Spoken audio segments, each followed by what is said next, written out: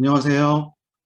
화창한 봄날 토요일 오전 귀한 시간에 이화여대 AI융합교육 연구지원센터에서 주최하는 제10회 AI융합교육 포럼에 참석해 주신 모든 분들께 진심으로 감사드립니다.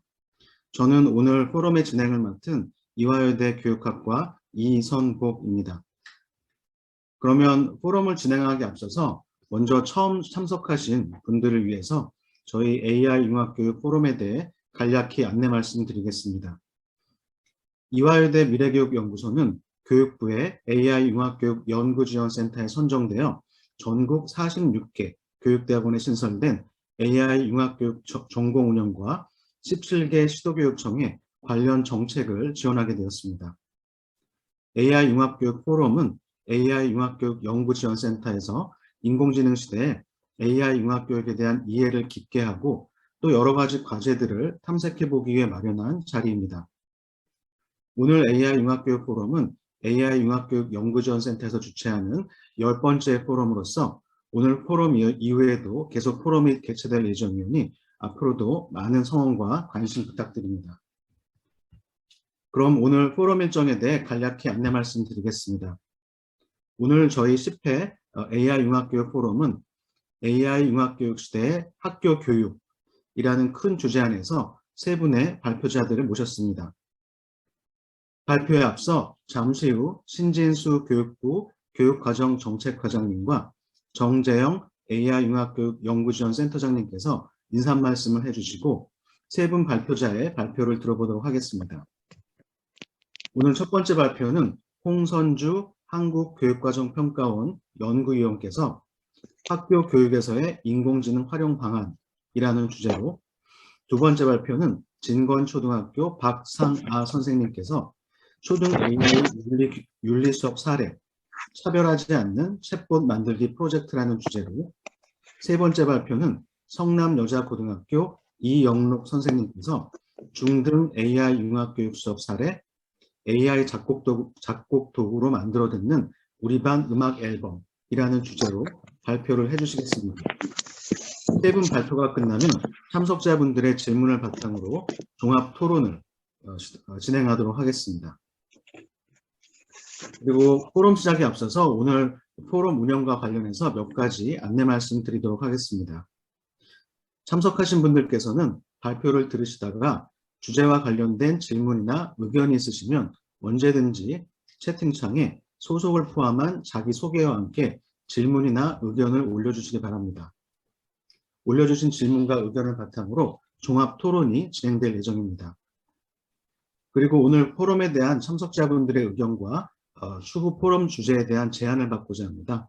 여러분들의 의견은 저희가 이 포럼을 여러분들에게 더욱 유용하게 만드는데 큰 도움이 되니 오늘 포럼이 끝나고 퇴장하시기 전에 채팅창에 제시된 만족도 조사 링크로 가셔서 의견을 남겨주시면 감사하겠습니다. 그러면 이제 신진수 교육부 교육과정정책과장님의 인사 말씀을 듣도록 하겠습니다. 큰 박수로 맞이해 주시기 바랍니다. 네, 안녕하세요. 반갑습니다. 교육부 교육과정정책과장 신진수입니다. 예, 토요일인데도 불구하고 오늘 이렇게 포럼에 참석해 주신 모든 분들께 감사하다는 인사 말씀드립니다. 특히 지금 이제 작년부터 해서 AI 융합교육지원센터 운영하시면서 또 포럼도 주최하시고 여러 가지 학교를 지원하기 위해서 애써주시는 우리 이화여대 정재영 교수님 포함해서 운영진 여러분께도 감사의 인사를 드립니다. 참 2년 넘게 코로나가 우리의 일상생활을 완전히 뒤흔들어 놨네요. 아직도 그 감염자 수는 적지 않지만 그래도 점점 이제 줄어들고 있고 일상으로의 회복을 좀 기대하면서 가는 어떤 그런 시점이다 보니까 기대감도 있고요. 또 우리 학교 교육이 좀 더 정상화되고 아이들한테 의미 있는 교육 활동으로 이어지기를 기대하면서 우리 선생님들 애써 주시고 계실 텐데 잘 부탁드린다는 말씀 먼저 드리겠습니다. 뭐 시대적 변화나 이런 얘기들은 뭐 충분히 많이 들으셨고 오늘 참석하신 분들은 모두 다 그런 분야의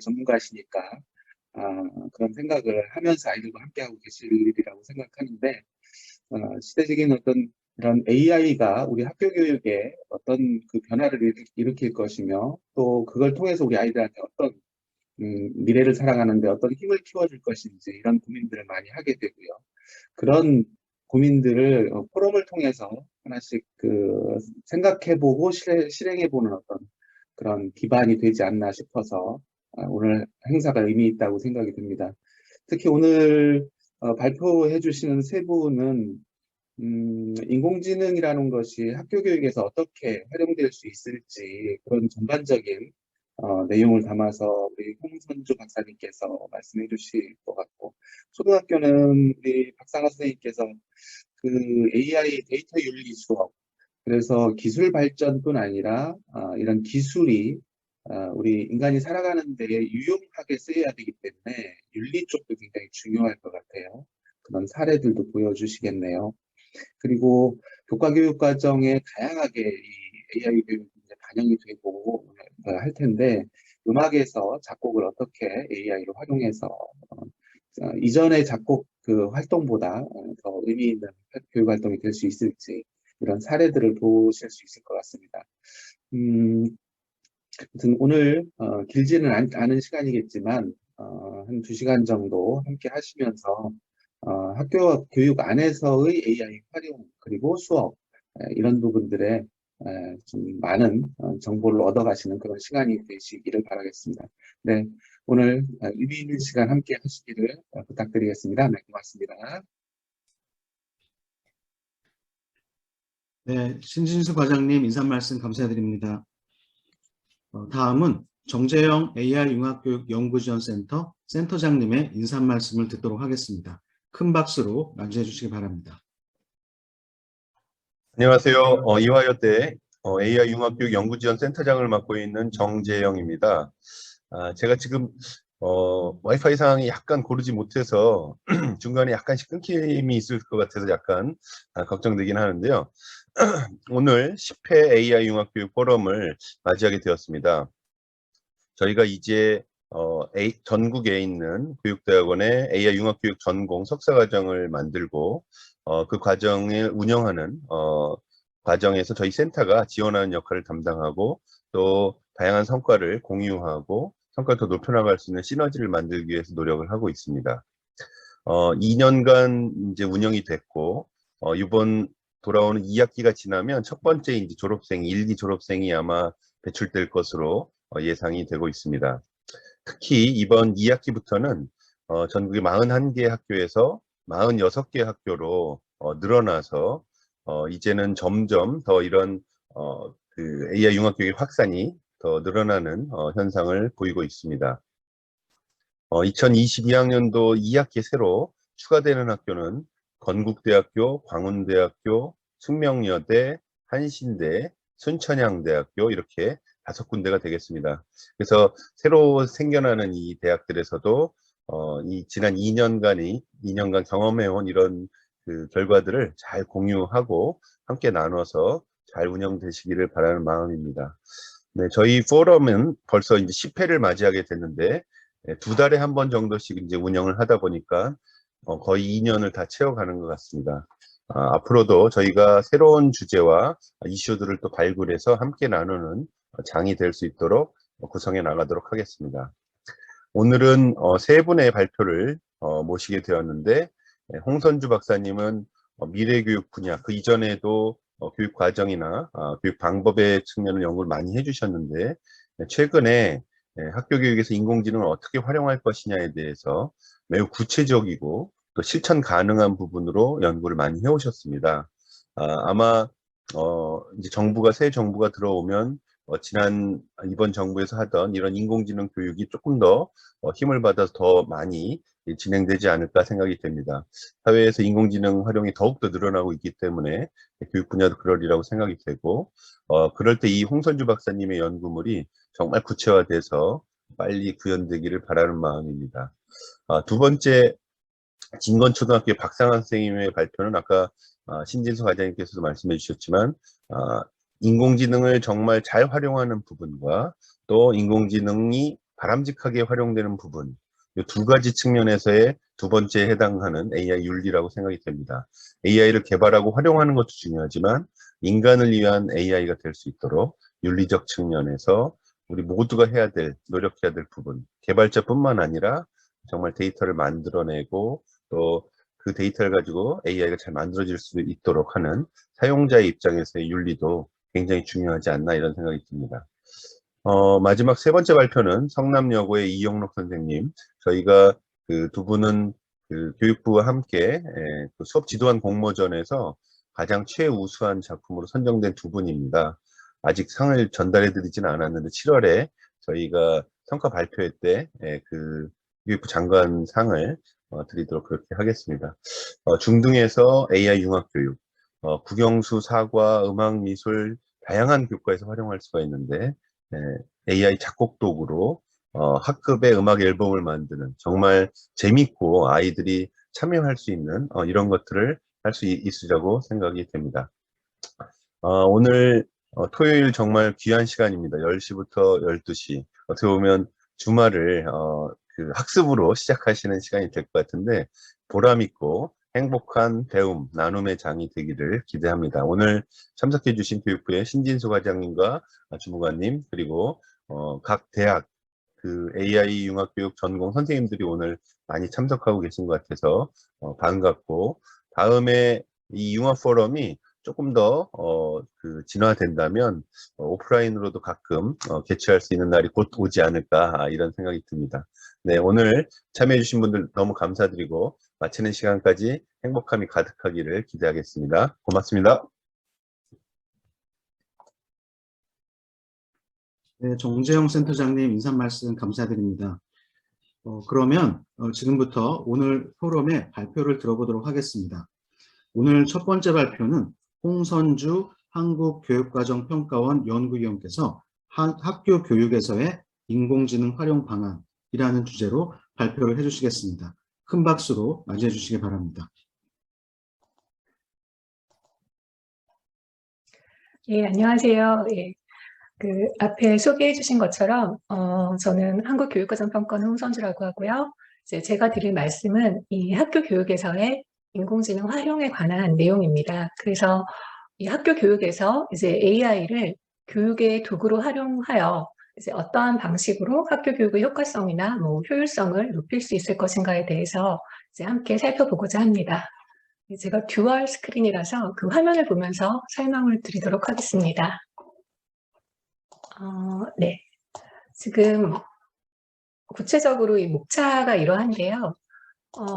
제가 이제 학교 교육에서의 인공지능 AIED 개념을 조금 말씀드리고요. 이제 그 중에서 이 AI와 함께하는 학습에 관한 이야기를 주로 드리고자 합니다. 그래서 러닝 위드 AI의 개념과 이거를 학교 교육에서 추진하고 있는 해외 사례, 그리고 이 러닝 위드 AI 관점에서 그 학교 교육에서의 AI 활용 방안, 그리고 이제 그 중에서도 좀 교수학습 영역과 관련해서 어떠한 방향으로 활용될 수 있나, 그리고 또 이거를 위해서 교사에게 필요한 역량은 무엇인가, 이런 것들을 살펴보고요. 네, 마지막으로는 이제 학교 교육에서 이렇게 AI를 활용하기 위해서는 어떤 주체들이 좀 어떤 역할을 해야 할 것인가에 관한 이야기를 좀 드리겠습니다. 저희가 이제 2020년에 그 연구를 평가원에서 했었는데요. 사실 이제 당시에는 용어도 좀 혼란스러웠고요. 또 국내는 사실 문헌이 거의 없는 상태였어요. 근데 해외 문헌에서는 이제 가장 많이 사용되는 용어가 이 교육에서의 인공지능 AIED라는 용어였습니다. 그래서 여기 그림을 먼저 보시면 이게 2019년에 이제 호음즈가 제시한 도식인데요. 그 AIED는 먼저 이제 오른쪽 Learning About AI가 있고 이 왼쪽에 Learning with AI가 있습니다. 그래서 Learning About AI는 그야말로 그 AI를 내용적으로 가르치는 그런 내용이고요. 그다음에 Learning with AI가 바로 이 AI를 교육의 도구로 활용하는 경우라고 하겠습니다. 그래서 여기 지금 2016년에 호음즈가 제시한 정의가 있는데요. 뭐 정의 자체가 중요한 건 아니고 이 정의와 이 설명을 보면 이게 사실 제가 뒤에서 조금 더 다시 말씀드리긴 할 텐데 이 AIED라는 개념이 처음 등장했을 때 그 AIED의 그 대표적인 적용 형태가 ITS, 다 아시겠지만 이제 지능적 튜터링 시스템이었습니다. 그래서 이제 그걸 염두에 두고 요 정의와 설명을 보시면, 그러니까 결국 이제 우리가 학습의 과정과 방법을 이 ITS를 개발하는 동안에, 그리고 이 ITS가 활용되는 것을 이제 관찰함으로써 그 학습의 과정과 방법을 깊이 있게 이해할 수 있고, 또 이제 그렇게 실제로 학습하는 과정과 방법에서 AI가 이제 실제로 도움을 줄 수 있다라는 의미로 이거를 해석할 수가 있겠습니다. 저기 보시면요. 교육 분야에서 AI 활용 역사가 한 30년 정도 되고요. 그래서 지능형 컴퓨터 보조학습, 지능형 튜터링 시스템의 등장 이후로 볼 수 있는데요. 여기 보시면 90년경에 이 표에서 지금 4번으로 되어 있는 건데요. 지능적 교육 시스템 AIED 등장이라고 되어 있고요. 그러니까 한 30년 된 거죠. 그래서 지능적 교육 시스템이라고 하면 위에 보시면 주로 이제 ITS, 이거는 다 아시고요. 그 다음에 DBTS가 있어요.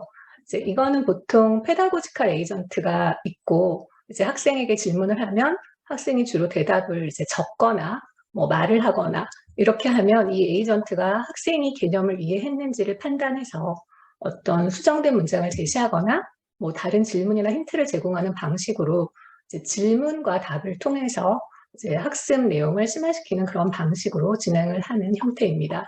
그리고 그 밑에 보시면 ELE라고 나와 있는 게 보통 이제 탐색적 학습 환경이라고 번역을 하기도 하는데요.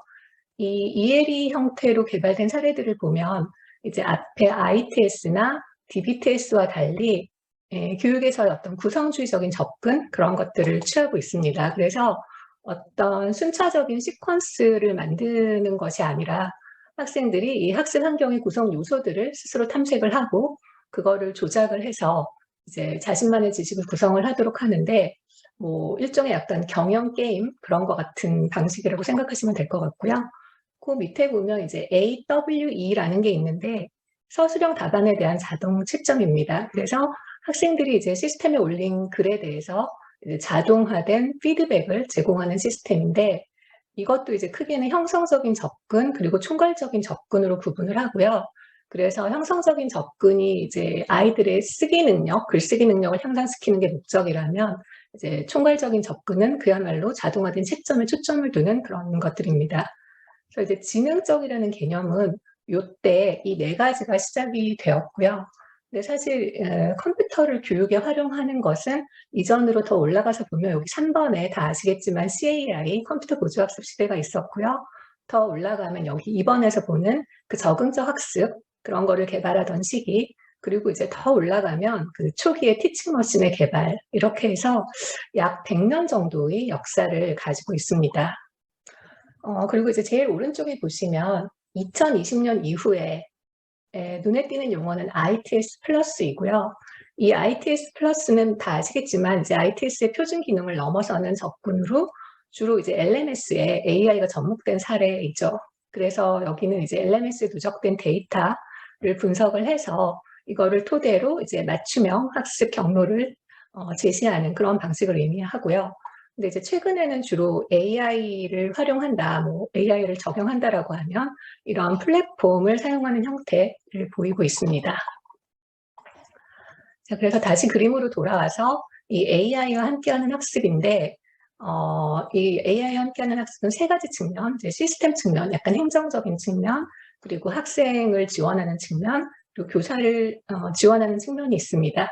그래서 저도 이제 이 세 가지 측면과 관련해서 이제 오늘 주로 말씀을 드리겠습니다.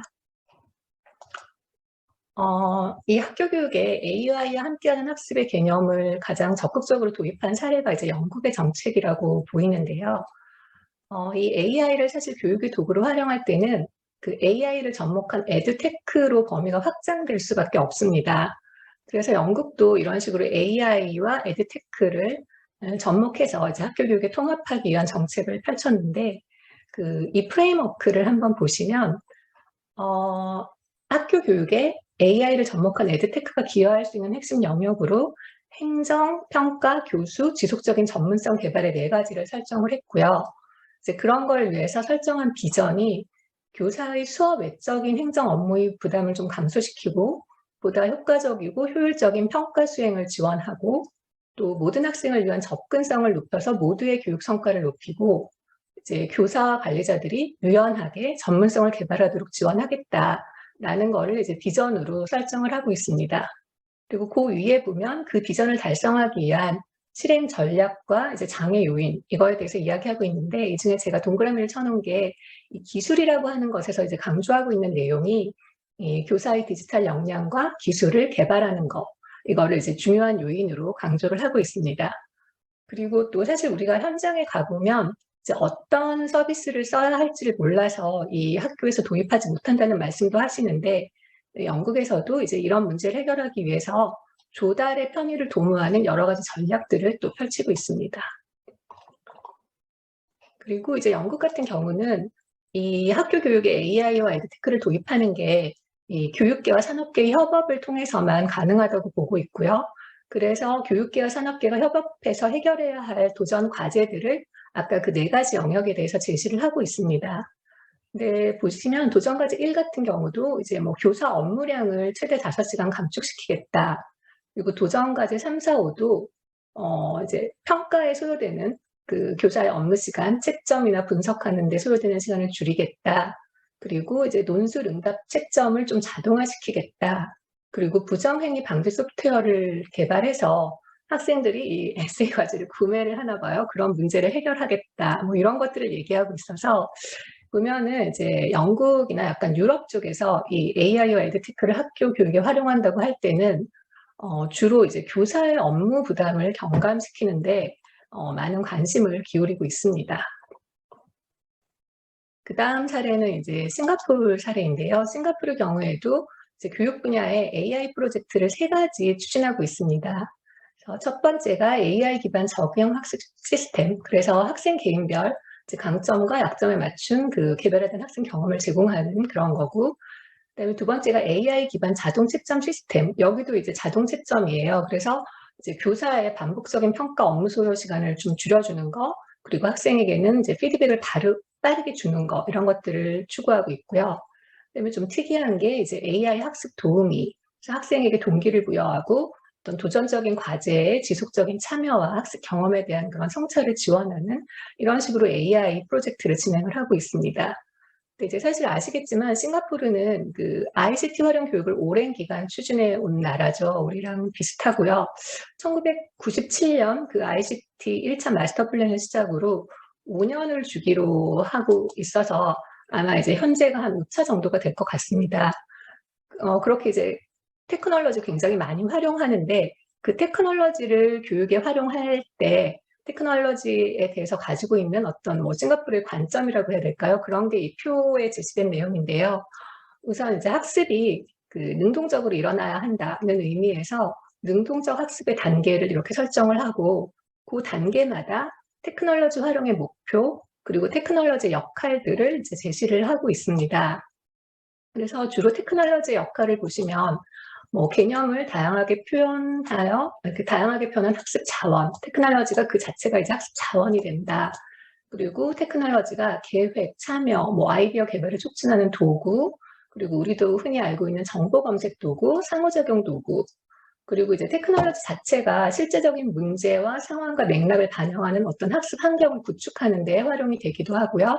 데이터 수집 도구, 분석 및 통합 도구, 반복적인 논의의 도구, 디지털 산출물을 창출하는 도구, 학습을 추적하고 평가하는 도구, 피드백을 제공하는 도구, 이런 식으로 이제 활용해야 된다라는 것들을 제시하고 있습니다.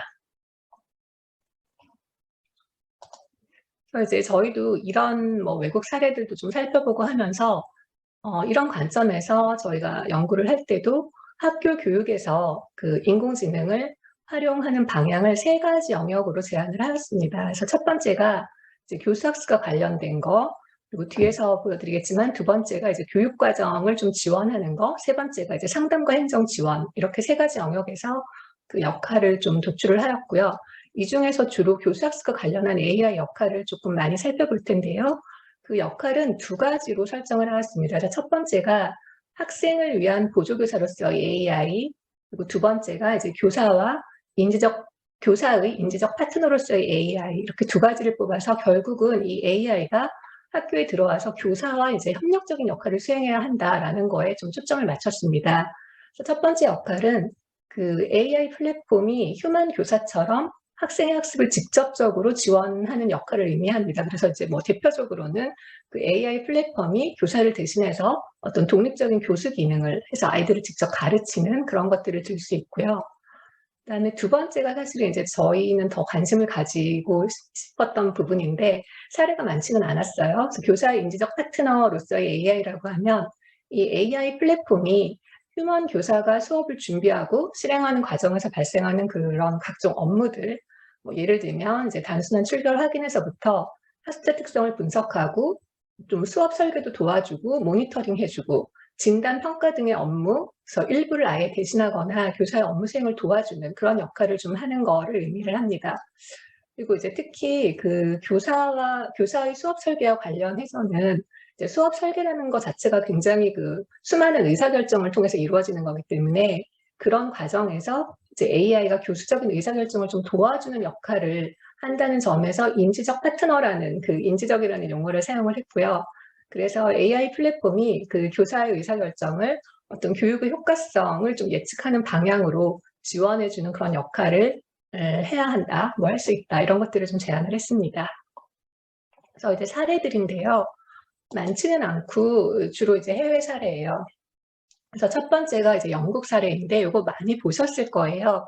영국의 센츄리 사례이고요. 지금 보여드리는 거는 이제 교사를 위한 그 대시보드고 사실 여기서는 이제 학생의 개별학습을 위한 대시보드가 따로 있고 또 뭐 행정가용 그리고 학부모용 대시보드가 각각 따로 있기는 합니다. 그래서 이 교사용 대시보드 보시면 이제 교사가 학생들에게 숙제를 부과하고 뭐 확인하고 내용을 이해했는지 평가하고 이런 업무들을 이제 직접 하지는 않고 그거는 대시보드 상에서 계속 아이들에게 돌아가는 거고 교사가 하는 일은 이제 요거를 보면서 학습 진행 상황에 대한 분석 결과를 실시간으로 확인을 하는 거죠. 그래서 이거를 기초로 이제 그다음 수업 계획을 세우거나 아니면 학생별로 필요한 경우에 즉각적으로 어떤 개입안을 시행하는 그런 역할을 하는 거. 그러니까 결국 이거 센츄리가 도와주는 거는 다양한 출처를 통해서 이제 교수 상황에 대한 분석 결과를 교사가 한눈에 볼 수 있도록 제공을 해서 교사가 어떤 교수적인 개입에 관한 의사결정을 하는 거를 지원하는 그런 역할을 하는 거고요. 그 밑에 이제 미국의 브랜칭 마인드 같은 경우는 이제 학생에 대한 분석을 토대로 자원 라이브러리를 통해서 추천되는 교수학습 자료를 기반으로 이제 교사가 그중에서 교육과정에 따라 어떤 콘텐츠를 선택을 할 수 있도록 지원을 하는 그런 화면입니다. 그 다음에는 당시 이제 좀 재밌게 봤던 게 왓슨의 교수학습 지원 플랫폼인데요. 근데 이게 이제 아쉽게도 프로토타입까지만 개발이 되어 있었어요. 그 2020년에 저희가 살펴봤을 때. 그리고 사실 최근에 이제 팔로우업을 하지 않아서 이게 어느 정도로 되었는지는 잘 모르겠는데 이게 되게 재밌는 아이디어가 이제 브라우저 기반의 그 수업 설계 지원 도구하고 그다음에 세트로 되어 있는 iOS 앱 기반의 모니터링 지원 도구입니다. 그래서 이 모니터링 도구는 교사가 수업을 실행하는 동안에 이제 들고 다니면서 이 패드를 들고 다니면서 학생을 관찰하고 그 결과를 바로바로 입력해서 업데이트하도록 하는 데 그 목적이 있습니다. 브라우저 기반의 수업 설계 도구에서는 크게 그 학생 프로파일이라고 해서 이제 학생 정보를 제공하는 그런 메뉴가 있고 그다음에 아무래도 콘텐츠 큐레이션 해주는 부분이 있고요. 학생 요구에 맞는 그 맞춤형 콘텐츠를 큐레이션 해주는 부분이 있고 그다음에 수업 진행 과정에서 마스터리 여부를 계속해서 이제 체크해서 정보를 제공하는 그런 기능들이 있습니다. 그리고 이 iOS 앱에서는 역시 이제 프로파일인데 아까 말씀드린 것처럼 그 교사가 관찰해서 바로바로 그 코멘트를 추가해서 업데이트할 수 있고요. 그다음에 여기서도 이제 학습 과정을 추적하는 그런 기능을 주어서 또 이제 트래커가 있고 필요한 경우 이 교사한테 알림을 통해서 공지하고 이런 것들을 통해서 이제 교사의 수업을 계획하고 실행하는 과정을 지원하고자 했습니다. 그다음에 이거는 그냥 약간 그냥 프로젝트 수준으로 된 건데 이제 아이들이 다 개별 학습을 하고 있고요. 그랬을 때 교사가 이제 스마트 안경을 쓰면 거기에 이제 증강현실로 아이들마다 어떻게 하고 있는지 그 상태 이런 것들이 나타나는 그런 모습입니다. 그래서 이제 지금 살펴보신 내용들 보면 그 인지적 파트너로서 AI 어떻게 활용할 수 있을까 하는 거를 그 학교에서 교수학습을 준비하고 실행하고 완료하는 과정에 따라서 그러니까 분석, 설계, 실행, 평가의 단계별로 이제 정리한 내용들입니다. 사실 분석은 뭐 학생의 내용에 대한 분석들, 뭐 수집하는 정보 수집 이런 거고, 이제 설계는 주로 아까 말씀드린 이제 교수학습 설계에 있어서 좀 도움을 줄 수 있는 내용이고요. 실행하는 동안에는 이제 아무래도 모니터링 해주는 거, 그리고 뭐 아주 단순한 질의응답은 이제 챗봇이 1대1로 상시 응답해주는 그런 기능도 있겠고요. 그리고 평가에서는 뭐 객관식, 주관식 문항들 자동 채점과 또 이제 객관식 문항 같은 경우에는 뭐 유사 문제, 문항을 계속 산출해주는 뭐 그런 기능들이 있습니다.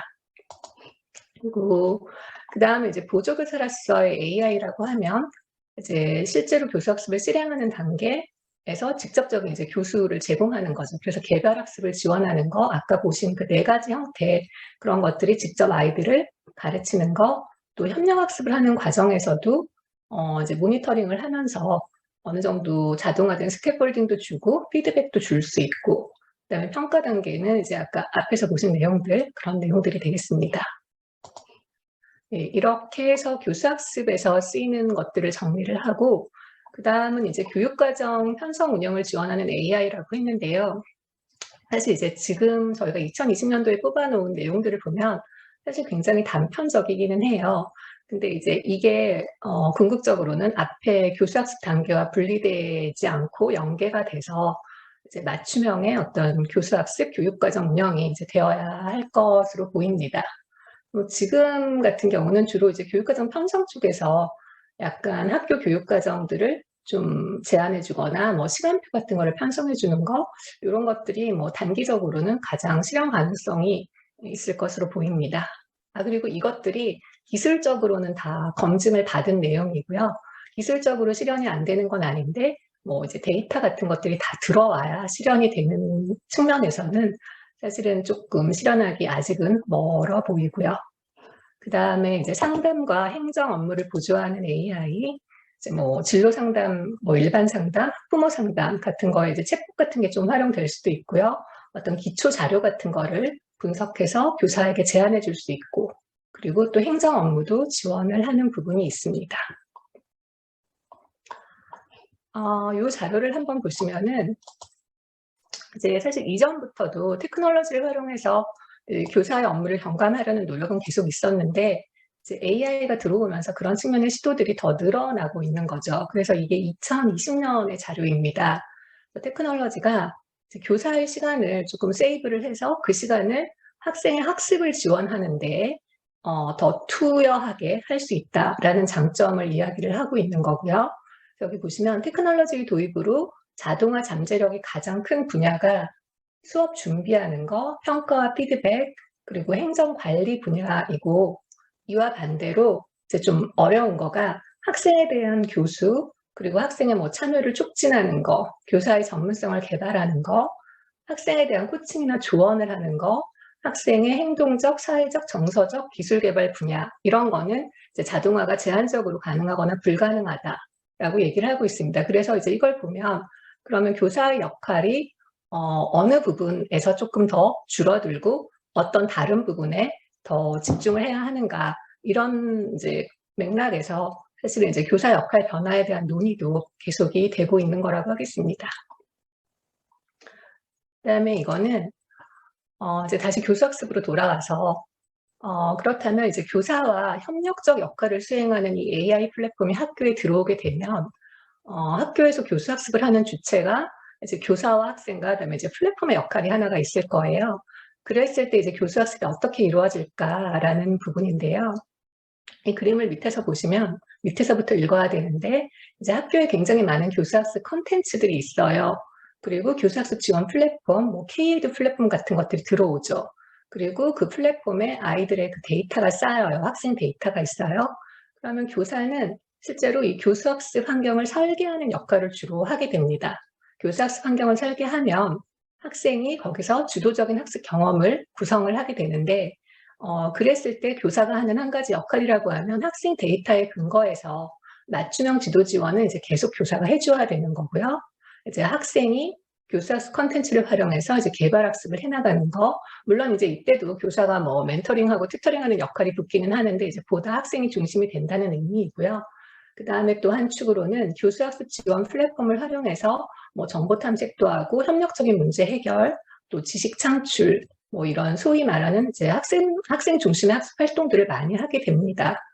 그래서 이제 결국 맞춤형 학습이라는 하나의 큰 축과 그 학생 중심의 학습, 협업과 소통이라는 큰 축으로 갈 것이라고 예상이 되고요. 그래서 이제 여기에서 이제 향후 교육의 어떤 키워드라고 하면 맞춤형 학습이나 뭐 학습자 중심 학습, 블렌디드 러닝 뭐 이런 것들이 되겠습니다. 그래서 이제 앞에서도 그렇게 되면 그 교사 역량이 계속 바뀐다라는 말씀을 좀 드렸었는데요. 이제 이렇게 환경이 바뀌고 나서 앞으로 교사에게 필요한 역량이 무엇인가 하는 부분인데, 사실 이 역량 자체는 저희가 이제 2018년에 도출을 한 역량이에요. 그러니까 사실 뭐 AI나 코로나가 본격적으로 시작되기 전이라서 만약에 지금 역량을 다시 도출하면 뭐 디지털 리터러시, 뭐 학생의 사회 정서 지원 이런 것과 관련된 것들이 지금도 녹아있긴 하지만 이제 좀 더 부각이 되었을 것 같기는 합니다.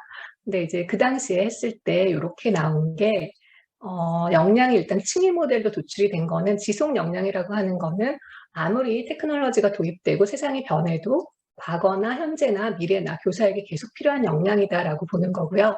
이 강조 역량 부분이 이제 미래로 갈수록 더 중요해지는 부분, 그래서 사실은 이거는 좀 더 바뀔 수도 있는 그런 부분이라고 생각이 됩니다. 그래서 뭐 교수학습 기반 역량으로는 전문성 개발은 계속 해야 되는 거고, 그다음에 사회 패러다임 변화 대응 역량은 이제 사회 패러다임이 워낙 빠르게 변하니까 그 변화에 또 빠르게 대응할 수 있어야 되는 거, 뭐 정보 윤리 역량 이런 것들이 있고요. 교수학습 설계에 있어서는 이제 교육과정 재구성, 그리고 학습 생태계를 조성하고 관리하는 역량, 또 맞춤형 학습을 설계할 수 있는 역량, 실제적인 학습 문제 개발할 수 있는 역량, 또 학습 자원을 활용할 수 있는 역량, 그리고 교수학습 실행에서는 이제 공감적 의사소통이나 수험 문제 해결 같은 것들 계속 중요하다면 퍼실리테이션 역량, 이것도 사실 예전부터 중요하긴 했는데 예전에 퍼실리테이션이라고 하면 좀 뭐 수업 시간에 어떻게 발문을 할 것이냐 뭐 약간 이런 것들이라면 앞으로의 퍼실리테이션은 정말 그 맞춤형 학습 1대1로 해나가는 아이들마다 다른 그 학습 상황에서 어떻게 각각에 맞는 퍼실리테이션을 할 것이냐 해서 더 중요해지는 것 같고요. 그다음에 교수학습 평가 역량에서는 이제 학습성과 평가 역량은 여전하고, 그다음에 데이터에 기반해서 학습자를 진단하는 거, 그리고 이제 빅데이터가 분석이 돼서 나오겠지만 그거를 교육적으로, 교수학습적으로 잘 해석해서 활용하는 역량, 이런 것들이 중요하다고 하겠습니다. 뒤에서부터 제시되는 거는 역량에 대한 뭐 정의 같은 것들인데요. 행동지표. 이런 것들은 제가 그냥 스킵을 하려고 합니다. 그냥 자료집이 아마 나가겠죠? 네, 보시면 될 것 같고, 그다음에 요 마지막으로 이제 말씀드리려고 하는 거는 이렇게 AI와 에듀테크를 기반으로 그 학교 교육이 돌아가는 그런 체제를 구축하기 위해서는 사실 이제 앞에 영국에서도 강조했듯이 그 학교만의 노력으로는 어렵고 정부와 교육계와 이제 산업계 간의 협업이 필요하다는 그런 측면에서 저희가 이제 5개의 주체를 뽑고 각각의 역할을 좀 도출을 하였습니다. 아무래도 정부는 큰 정책 프레임워크와 비전을 제시하고 이제 관련 법적 근거를 마련하는 그런 노력을 좀 해야 되고요. 그리고 이제 중요한 게 AI 및 에듀테크 조달에 관한 거, 구매 정책 같은 것도 좀 마련해서 학교에서 쉽게 좀 접할 수 있게 해줘야 되고요. 이제 시도교육청 같은 경우는 이제 아무래도 그 지역 단위 정책이랑 교원 역량 개발, 그리고 관련 인력을 뭐 관리하는 그런 측면에서 좀 집중을 해야 되고, 그다음에 데이터 보안, 관리 지침 이런 것들을 좀 개발해야 되고요. 물론 이제 큰 정책은 교육부 차원에서 마련을 하겠지만, 그다음에 학교 같은 경우에도 이제 데이터가 계속 쌓이면 데이터에 기반해서 학교 단위 의사결정을 하는 거, 또 학교 교육과정 운영계획 수립하는 거, 그리고 좀 이제 학교가 어떤 테스트 베드로서 그 학교 역할을 좀 수행하는 거, 그다음에 교사의 학교 변화를 좀 주도해 나가는 그런 역할이 필요하고, 아무래도 이제 민간 산업계 역할이 굉장히 중요해질 텐데 공교육을 지원하는 콘텐츠나 교육 서비스 계속해서 개발하고 이제 필요한 경우에 운영도 좀 직접 해야 되고요. 그다음에 콘텐츠 질 관리, 뭐 보안 수준 준수하는 거, 그리고 아무래도 교육 수요를 이 민간에서 다 알 수는 없으니까 공공 분야와 공동 발굴하는 그런 노력도 필요한 것 같습니다. 그리고 학계와 교원 양성기관에서는 이제 다양한 관점에서 현장 근접 연구를 좀 수행을 해야 되고, 무엇보다 이제 예비교원의 역량 개발, 지금 다 하고 계신 것 같은데, 이제 그런 것들 중요하고요. 저희 같은 이제 공공기관에서는 뭐 정책 연구도 하고, 아무래도 또 에듀테크 질 관리 체제를 좀 구축하고, 뭐 활용하는 교육을 지원하고, 이런 역할들이 좀 필요한 것 같습니다. 네. 그래서 여기까지 제가 발표할 내용 마치겠습니다. 감사합니다.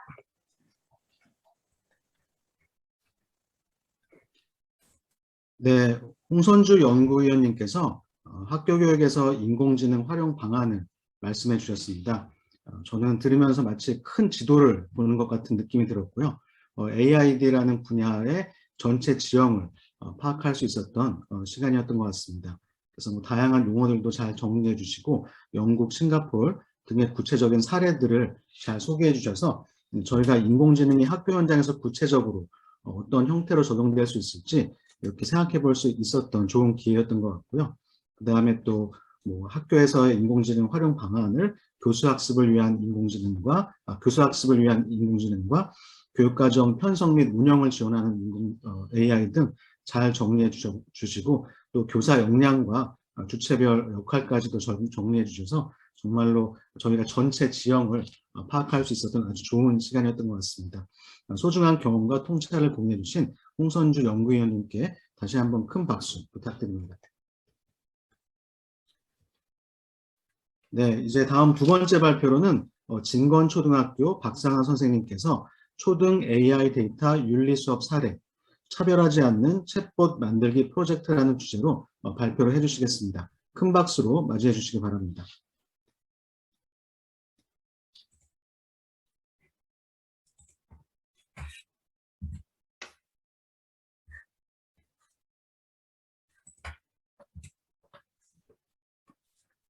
네, 안녕하세요. 저는 오늘 초등 AI 관련 수업 사례 발표를 하게 된 진건초등학교 교사 박상아입니다. 먼저 이렇게 의미 있는 자리에서 발표할 수 있는 기회 주셔서 감사합니다. 제가 오늘 말씀드릴 수업 사례는 제가 작년에 실제로 저희 6학년 학생들과 했었고 또 초등 국어, 사회, 실과, 도덕과와 연계할 수 있는 차별하지 않는 챗봇 만들기 프로젝트라는 수업입니다. 네, 목차는 다음과 같이 진행을 하도록 하겠습니다. 첫 번째로 왜 데이터 윤리일까에서는 제가 많은 AI 윤리 주제 중에서 데이터 윤리를 특히 더 주목한 이유를 말씀드리고, 두 번째 수업 가이드라인 설계에서는 수업의 전체적인 뼈대를 어떻게 잡았는지 말씀드리겠습니다. 다음으로 세 번째, 차별하지 않는 챗봇 만들기 프로젝트에서는 구체적인 수업 사례들과 또 학생들의 활동 결과물을 보여드리도록 하겠습니다.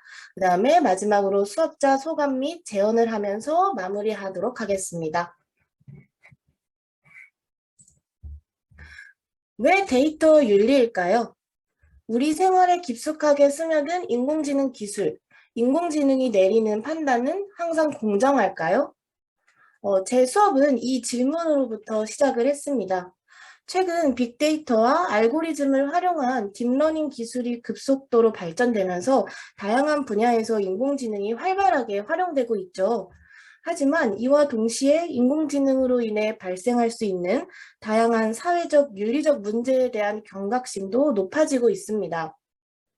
그 중에서도 저는 데이터와 알고리즘과 관련된 편향성과 공정성 문제에 집중을 하게 되었는데요. 제가 화면에 넣어놓은 이 사진들을 보시면 이제 아시는 분들도 많으실 거예요. 이제 흑인을 고릴라로 안면 인식을 했던 사건, 마이크로소프트 페이와 관련된 사건, 그리고 가장 최근에 있었던 AI 이루다 챗봇 사건처럼 이렇게 데이터로 인한 문제로 인해 우리 사회에 의도치 않은 편향된 가치를 만들어내고 집단 간 갈등을 불러일으킬 수 있다는 사실을 이해하는 것이 중요하다는 생각을 갖게 되었습니다. 네, 데이터와 관련된 이야기는 과기정통부에서 발행된 사람이 중심이 되는 인공지능 윤리 기준 안에서도 살펴볼 수 있는 영역입니다. 이 10대 핵심 요건을 보시면 데이터 관리 부분이 이제 데이터 편향 최소화 등의 내용을 담아서 제시되고 있는 것을 확인하실 수 있으십니다. 네, 저는 그래서 이 AI를 움직이는 힘이자 자원으로도 비유되는 이 빅데이터를 다루는 과정에서 생각해 볼 문제점을 찾고 이것을 수업 속에 녹여낼 수 있도록 계획을 하였는데요. 크게 데이터 수집 및 편집 과정에서 비의도적인 편향 가능성은 없는지, 또 인공지능의 판단은 공정하는지, 또 인권을 침해하거나 차별의 여지는 없을지, 초등학교 아이들 수준에서 이해할 수 있는 난이도로 쉽게 구성해서 저는 데이터 윤리와 관련된 수업을 계획해 보았습니다. 네, 다음으로 그럼 제가 수업을 어떻게 가이드라인을 설정하였는지 말씀드리겠습니다. 사실 이 AI 윤리 수업, 특히나 데이터 윤리 수업과 관련해서는 사전에 나와 있는 수업 지도안이나 관련된 내용들이 거의 없다고 보시면 될 거예요. 그래서 저도 이 데이터 윤리 수업을 어떻게 계획할지 고민이 많았었는데요. 학생들이 좀 익숙지 않은 소재이다 보니까 좀 단계적으로 활동 중심으로 구성을 해보려고 노력을 했습니다. 네, 그래서 이렇게 총 3단계로 제가 만들어 보았는데요. 이제 1단계 이해하기 단계에서는 인공지능을 움직이는 힘, 데이터란 무엇일지 이론적으로 좀 접근하는 시간을 가졌습니다. 인공지능이 데이터를 기반으로 판단하고 또 이런 잘못된 판단과 관련된 사례를 제시하면서 올바르고 공정한 데이터 학습의 중요성에 대해 이해를 할 수 있도록 하였습니다. 그리고 두 번째로 생각 넓히기 단계에서는 이루다 사건 이야기를 가져와서 학생들과 AI 챗봇을 위해 개발자와 사용자가 가져야 할 태도를 토의해보는 시간을 가졌고요. 또 3단계 활동하기에서는 다이얼로그 플로우라는 챗봇 만드는 제작 플랫폼을 활용해서 학생들이 직접 직업 추천 챗봇을 만들어 보는 활동을 하는 것으로 계획을 하였습니다. 네, 그러면 본격적으로 어떻게 수업이 진행되었는지 말씀드리겠습니다. 1단계, 인공지능을 움직이는 힘, 데이터는 무엇일까요? 이 단계에서는 학생들이 인공지능이 데이터를 기반으로 판단하는 것을 이해하고 또 인공지능의 잘못된 판단과 관련된 사례들을 통해 올바르고 공정한 데이터 학습의 중요성을 이해할 수 있는 시간을 마련을 했습니다. 네, 그래서 제가 이제 가져온 소재는 이제 이 활동에 도입해서 한 소재인데요. 제가 유튜브라는 소재를 가져왔습니다. 이제 요즘 학생들에게 이제 유튜브가 없는 학생들은 거의 없죠. 그래서 개개인별로 유튜브에 로그인을 하고 자신의 보이는 화면에 가장 먼저 뜨는 추천 동영상이 무엇인지 살펴볼 수 있도록 시간을 주었습니다. 그리고 옆 친구나 이렇게 비교를 해보면 사람마다 추천되는 동영상이 다르다는 것을 학생들이 느끼더라고요. 그래서 이때 내가 보는 영상 하나하나가 데이터로 작용을 해서 내가 기존에 게임 영상을 많이 보았다면 게임 영상이 추천될 확률이 높고 음식과 관련된 먹방 이런 영상을 많이 봤으면 또 그런 영상을 추천될 확률이 높고 그러면서 내가 일상 속에서 만들어 나가는 하나하나의 동작들이 모두 데이터가 될 수 있다는 것을 이해할 수 있도록 하였습니다. 네, 이를 토대로 이제 유튜브 추천과 관련된 활동을 본격적으로 진행을 했는데요. 요거는 제가 조금 더 학생들이 데이터에 대해 조금 깊이 있게 생각해 볼 수 있도록 직접 책을 참고해서 제가 개발한 활동지였습니다. 간단히 설명을 드리면 이렇게 경수, 민수, 진수라는 이제 가상의 아이들이 다음과 같은 유튜브 채널을 시청을 했을 때 이 민수한테 이 물음표에 들어갈 유튜브 영상을 어떤 것을 추천해 주면 좋을지 학생들이 한번 생각을 해보는 이런 활동이었습니다. 이 활동지를 통해 학생들이 각각의 유튜브 영상을 살펴보면서 데이터에 해당하는 것을 찾아보고 또 콘텐츠 분야에 따라 분류해보고 결국 민수에게는 어떤 유튜브를 추천해 주면 좋을지 좀 가시적으로 볼 수 있도록 하였습니다. 네, 그래서 이거는 직접 저희 아이들이 했던 활동지를 제가 가져왔는데요.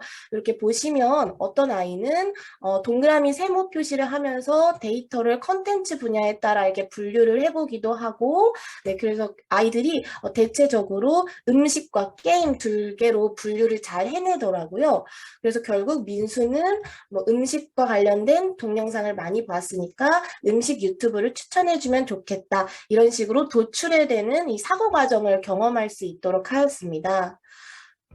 근데 제가 여기서 이제 아이들에게 기습적으로 만약에 이러한 유튜브 내용이 거짓이거나 또 과장되었던 정보라면 과연 결과가 사실적으로 나올 수 있을지 한번 생각해 볼 수 있는 질문도 던지면서 활동을 하였습니다.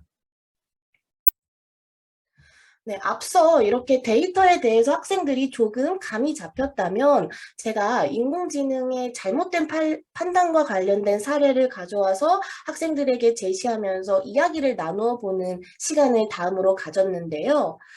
사실 인공지능의 잘못된 판단과 관련된 사례를 딱 명확하게 구분을 하기는 어렵습니다. 그 원인도 다양하고 각각의 사정이 다 다르기 때문에 제가 가져온 사례들은 초등학생이 이해할 수 있을 만한 사례를 두 가지 정도로 범주화하여서 가져왔는데요. 첫 번째 사례는 인공지능이 차별적인 의미가 담긴 데이터를 학습했을 때에 대한 사례입니다. 마이크로소프트의 챗봇 테이라든지 한국의 챗봇 이루다가 이제 인종차별이나 왜곡된 역사에 대한 데이터, 성차별 데이터를 학습했을 때 차별적인 발언을 하는 것이 이제 문제가 됐었죠. 이런 뉴스를 함께 보면서 이야기를 했고요. 그다음에 사례 두 번째는 인공지능이 의도치 않게 데이터의 구성을 한쪽으로 치우치게 학습했을 때 일어날 수 있는 잘못된 판단과 관련된 사례를 함께 공유하는 시간을 가졌습니다. 이런 흑인을 고릴라로 인식했던 그런 사건과 또 인종별, 성별별로 데이터의 셋에 비율이 달라서 오류율이 나타나는 그런 사례들을 보면서 의도치 않게 인공지능이 편향된 발언이나 어떤 행동을 할 수 있구나를 이해할 수 있는 시간을 가졌습니다. 네, 이렇게 데이터에 대해서 그 다음에 인공지능의 잘못된 판단과 관련된 사례에 대해서 접하였다면 네, 두 번째 단계에서는 이루다 사건 멈춰 데이터를 올바르게 활용하려면 어떻게 해야 할까요? 라는 주제로 수업을 진행하였습니다. AI 챗봇 이루다 기사를 읽고 차별하는 AI 챗봇이 미치는 영향을 생각해보고 또 차별하지 않는 AI 챗봇을 위해 개발자와 사용자가 가져야 할 태도를 토의하는 시간을 가졌습니다. 네, 그래서 제가 초등학교 6학년 아이들한테 물어봤을 때 이제 아이들이 페이스북도 많이 하다 보니까 이 AI 이루다를 알고 있는 학생들도 꽤 있었습니다. 하지만 또 AI 이루다 이런 챗봇과 관련돼서 처음 접해보는 학생들도 분명히 있었기 때문에 차별 문화를 배운 AI 이루다 뉴스를 가져와서 함께 시청하면서 왜 이루다가 이렇게 차별적인 말을 할 수밖에 없었을까? 이루다가 어떤 데이터를 주로 학습했을까? 생각해보는 시간을 도입해서 가졌습니다.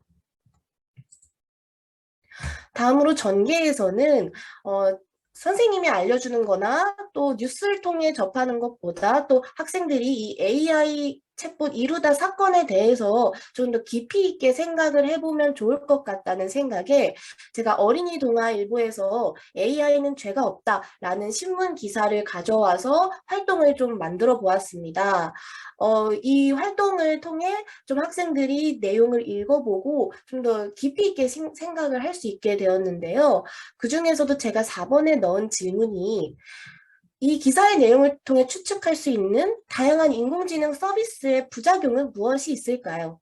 그리고 이 부작용을 해결하기 위해 사람들이 정할 수 있는 법이나 규칙은 무엇이 있을까요?에 대해 생각을 정리하면서 또 어떤 부작용이 있고 또 어떻게 그거를 대처할 수 있을지 한번 초등학생이지만 그래도 생각해 볼 수 있는 시간을 제공을 하였습니다.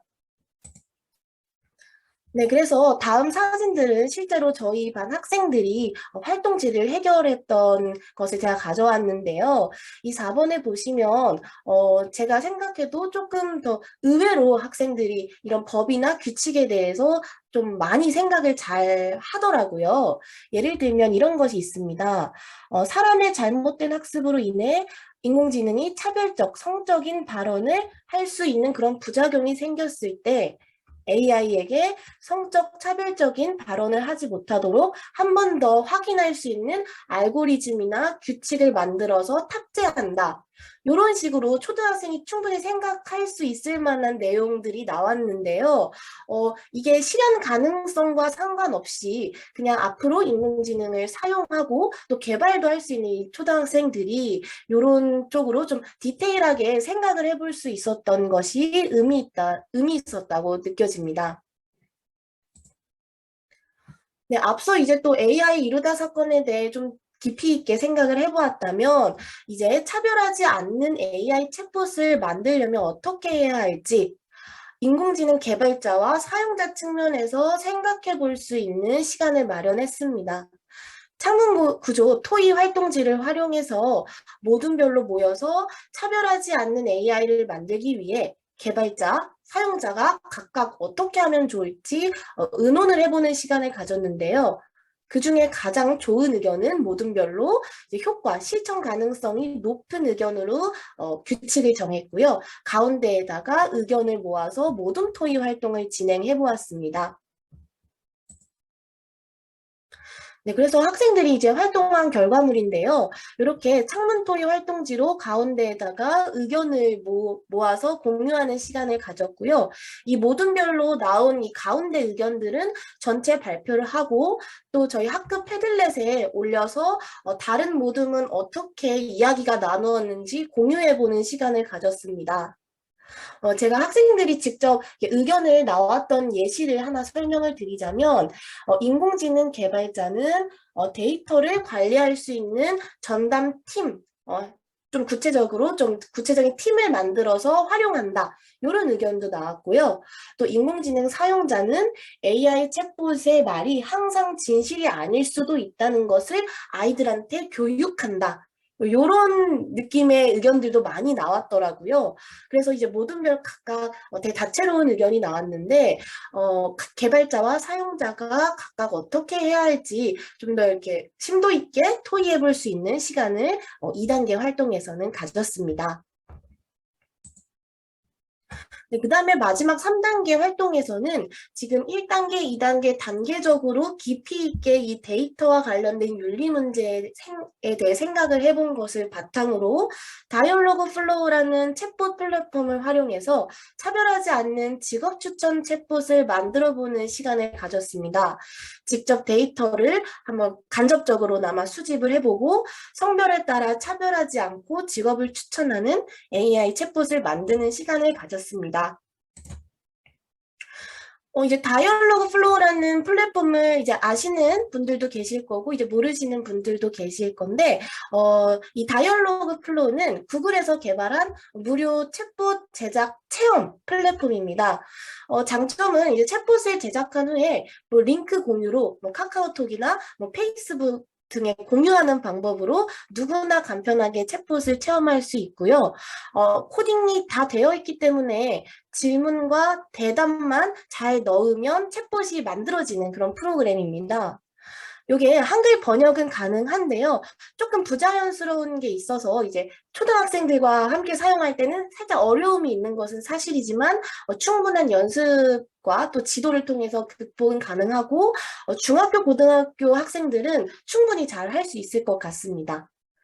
그래서 도입에서는 제가 이 다이얼로그 플로우라는 프로그램으로 아주 간단한 챗봇을 미리 만들어서 학생들에게 제시해주고 미션, 챗봇 이름, 나이, 취미를 알아오자 라는 활동을 진행했습니다. 그래서 이 챗봇과 간단히 대화를 해보면서 챗봇에 대해 익숙해지는 시간을 가졌고요. 다음으로 도입에서는 이 활동 자체가 직업 추천 챗봇을 만들어 보는 것이기 때문에 장래희망에 대한 이야기도 한번 나누어 봤습니다. 직업을 선택할 때 어떤 점을 고려해야 하는지, 뭐 취미, 적성, 돈, 성별 이러한 이야기들이 나왔고요. 만약 직업을 추천하는 AI 챗봇이 있다면 어떨지 한번 생각을 해봤습니다. 그런데 여기서 제가 이제 지도상의 유의점으로 말씀드리고 싶은 것은 저는 이 데이터 편향성에 대해서 조금 더 가시적으로 볼 수 있도록 성별이라는 주제를 활용을 했지만 실제 직업을 추천할 때는 더 다양한 요소를 고려해야 한다는 것을 꼭 말씀해 주셔야 되고 또 성별뿐만 아니라 여러 가지 데이터의 영역 중에서 특정한 데이터가 한쪽으로 치중되면 그에 따른 결과가 의도치 않게 사회 편견과 차별을 유발할 수 있다는 것을 이해할 수 있도록 충분히 설명하는 과정이 필요할 것 같습니다.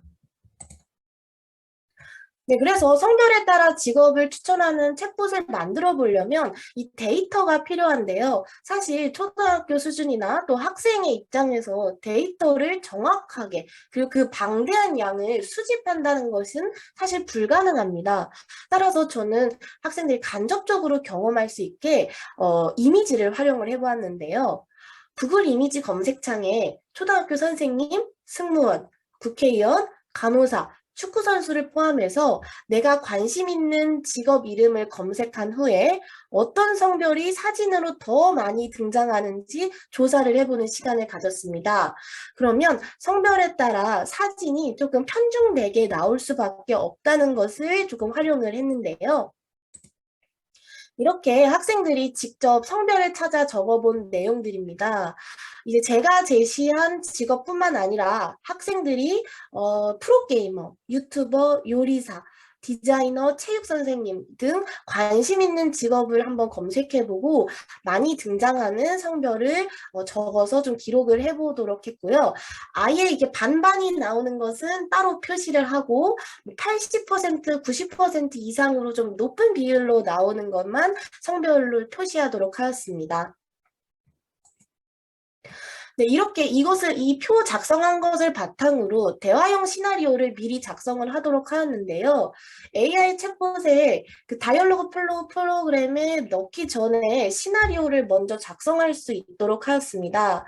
그런데 이제 초등학교 아이들에게 이 시나리오 틀, 이런 내용까지 창조해낸다는 것은 굉장히 어려운 일이기 때문에 제가 대본을 주고 자신이 조사한 내용을 이렇게 빈칸에 넣을 수 있도록 구성을 하였습니다. 그랬더니 이렇게 학생들이 이런 식으로 시나리오를 만들었고요. 이 시나리오 내용을 구글 다이얼로그 플로우 프로그램을 실행한 후에 수집된 시나리오의 내용을 입력한 후 실행을 해보았습니다. 그 다음에 이 챗봇과 대화하는 시간을 가졌는데요. 여기 보시면 혹시 너는 남자니 여자니? 나는 남자야. 남자라면 축구선수를 추천할게. 다른 건 없어? 남자라면 소방관을 추천할게. 그러니까 이 데이터셋이 어떻게 구성되어 있는지에 따라 의도치 않게 좀 편향이나 그런 것이 유발될 수 있다는 것을 간접적으로 이 학생들이 이 시간을 통해 경험을 했는데요.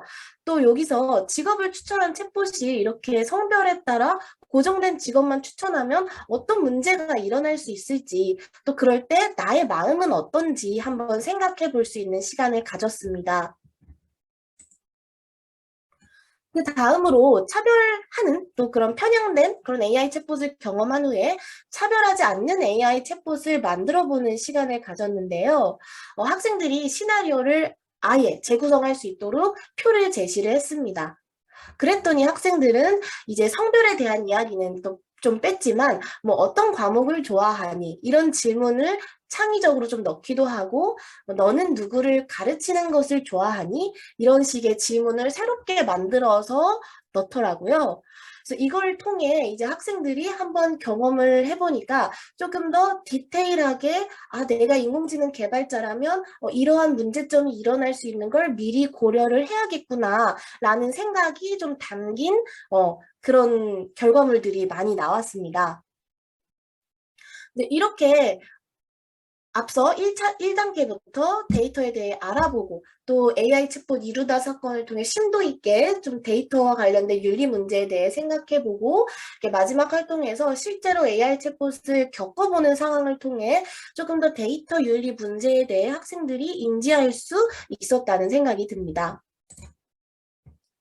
네, 그래서 제가 이런 데이터 윤리 수업을 제가 직접 만들어서 해본 이제 소감을 좀 말씀드리면, 첫 번째로는 인공지능 윤리 문제를 간접 체험할 수 있는 수업이었다는 점입니다.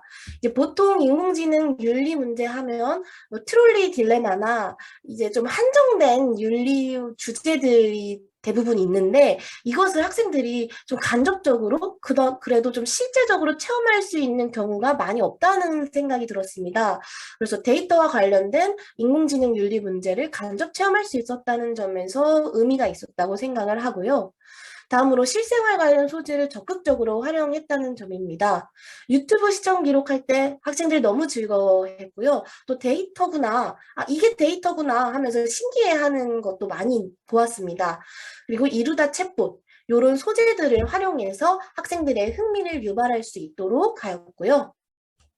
또 모둠 토의와 공동 문제 해결 과정을 함께 사용하면서 학생들이 전체적으로 의견을 좀 공유하면서 생각을 넓혀보고, 또 챗봇과 같은 경우도 공동 작업을 해보면서 좀 더 학생들의 의견을 모아서 만들어 볼 수 있는 시간을 주었다는 것이 의미가 있었다고 생각이 듭니다.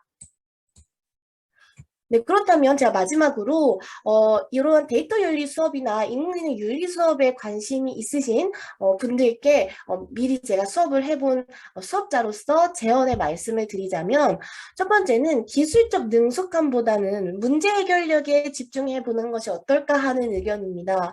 물론 이 다이얼로그 플로우도 사실 굉장히 어떻게 보면 낯설고 어려운 프로그램인데요. 저는 이 기술적인 어려움을 학생들이 느끼지 않도록, 그러니까 잘 돌아가는 또 잘 만들어진 AI 챗봇을 만들어 보는 것에 집중하지 않고 학생들이 데이터의 편향 가능성과 문제점을 인지하고 시나리오를 재작성해 볼 수 있는지 그 문제 해결력에 집중을 했었거든요. 그래서 이제 기술적인 것의 질에 좀 겁을 먹고 어려워하는 학생들도 있고, 또 이제 그러신 이제 수업자분들도 계시니까 이런 문제 해결력 쪽에 윤리와 관련된 수업은 집중해 보아도 좋을 것 같다는 생각입니다. 두 번째로는 데이터 편향 문제는 결코 단순하지 않다는 것입니다. 이제 저는 이제 학습자의 난이도에 맞춰서 많이 수정하고 단순화하였지만, 모든 인공지능이 편향되었다고 데이터를 수정해야 되는 것은 아니죠. 그 다음에 그 데이터를 재구성했을 때 또 다른 문제들이 일어날 수 있거든요. 그래서 적절한 사회적 합의, 규칙과 법 등 많은 논의가 이루어져야 하는 것에 대해서 교육이 필요하다는 생각입니다. 마지막으로 인공지능 윤리 문제에 대한 이 데이터 윤리 문제 말고도 다양한 수업이 있으면 좋을 것 같다는 생각입니다. 개인정보 보호 문제도 있을 것이고, 인권 침해와 관련된 문제도 있을 것이고, 이제 인공지능 윤리 문제는 앞북치는 윤리 문제다라는 말도 많이들 하시더라고요. 그래서 미리 인공지능에 관심이 있는 선생님들께서 이렇게 수업 주제를 많이 만들어보고 또 결과물을 만들어봐서 학생들에게 직접 이게 수업해보고 하는 과정이 많이 있다면 좋을 것 같다는 생각입니다. 네, 제가 이제 초등 AI 챗봇 만들기 프로젝트라는 수업을 가져왔었는데요. 네, 제 발표는 여기까지입니다. 네, 들어주셔서 감사합니다.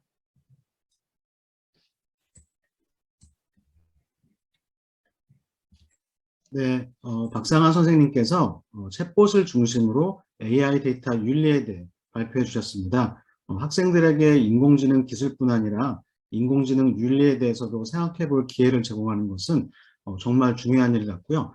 박상한 선생님께서 인공지능을 움직이는 힘이란 결국 데이터다라는 중요한 원칙 하에 인공지능의 잘못된 판단과 관련된 사례들을 인공지능이 차별적인 의미가 담긴 데이터를 학습했을 때 하고 인공지능이 데이터의 구성을 한쪽으로 치우치게 학습했을 때 이렇게 두 가지로 나누어서 설명을 또 잘 해주시고 또 실제 사용하셨던 활동지뿐만이 아니라 사진을 사용해 차별하지 않는 직업 추천 챗봇까지 만드는 정말 창의적인 사례까지 소개해 주시고 또 마지막에 제언까지 해주셔서 많은 선생님들께 큰 도움이 될 것 같습니다.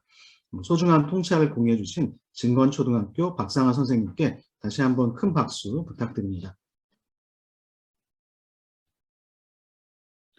네, 세 번째 발표는 성남여자고등학교 이영록 선생님께서 중등 AI 융합교육 수업 사례, AI 작곡도구로 만들어 듣는 우리 반 음악 앨범이라는 주제로 발표를 해주시겠습니다. 큰 박수로 맞이해 주시기 바랍니다. 네, 안녕하십니까. 성남여자고등학교 이영록입니다. 저는 중등 교육과정에서 AI 방법을 활용한 수업 만들기를 해보았습니다.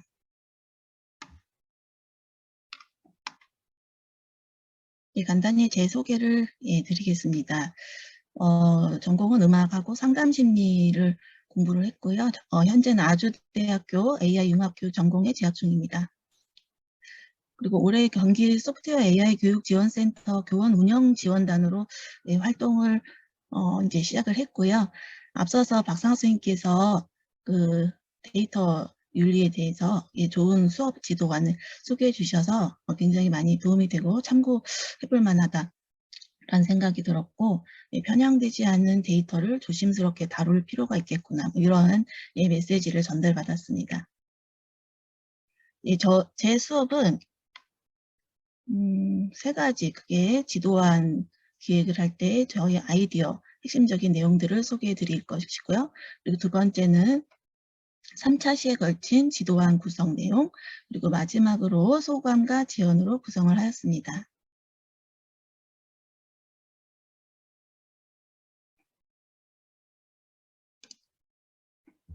네, 그러면은 첫 번째 챕터로 지도안 기획 아이디어. 저는 이제 세 가지 분야가 있었는데요.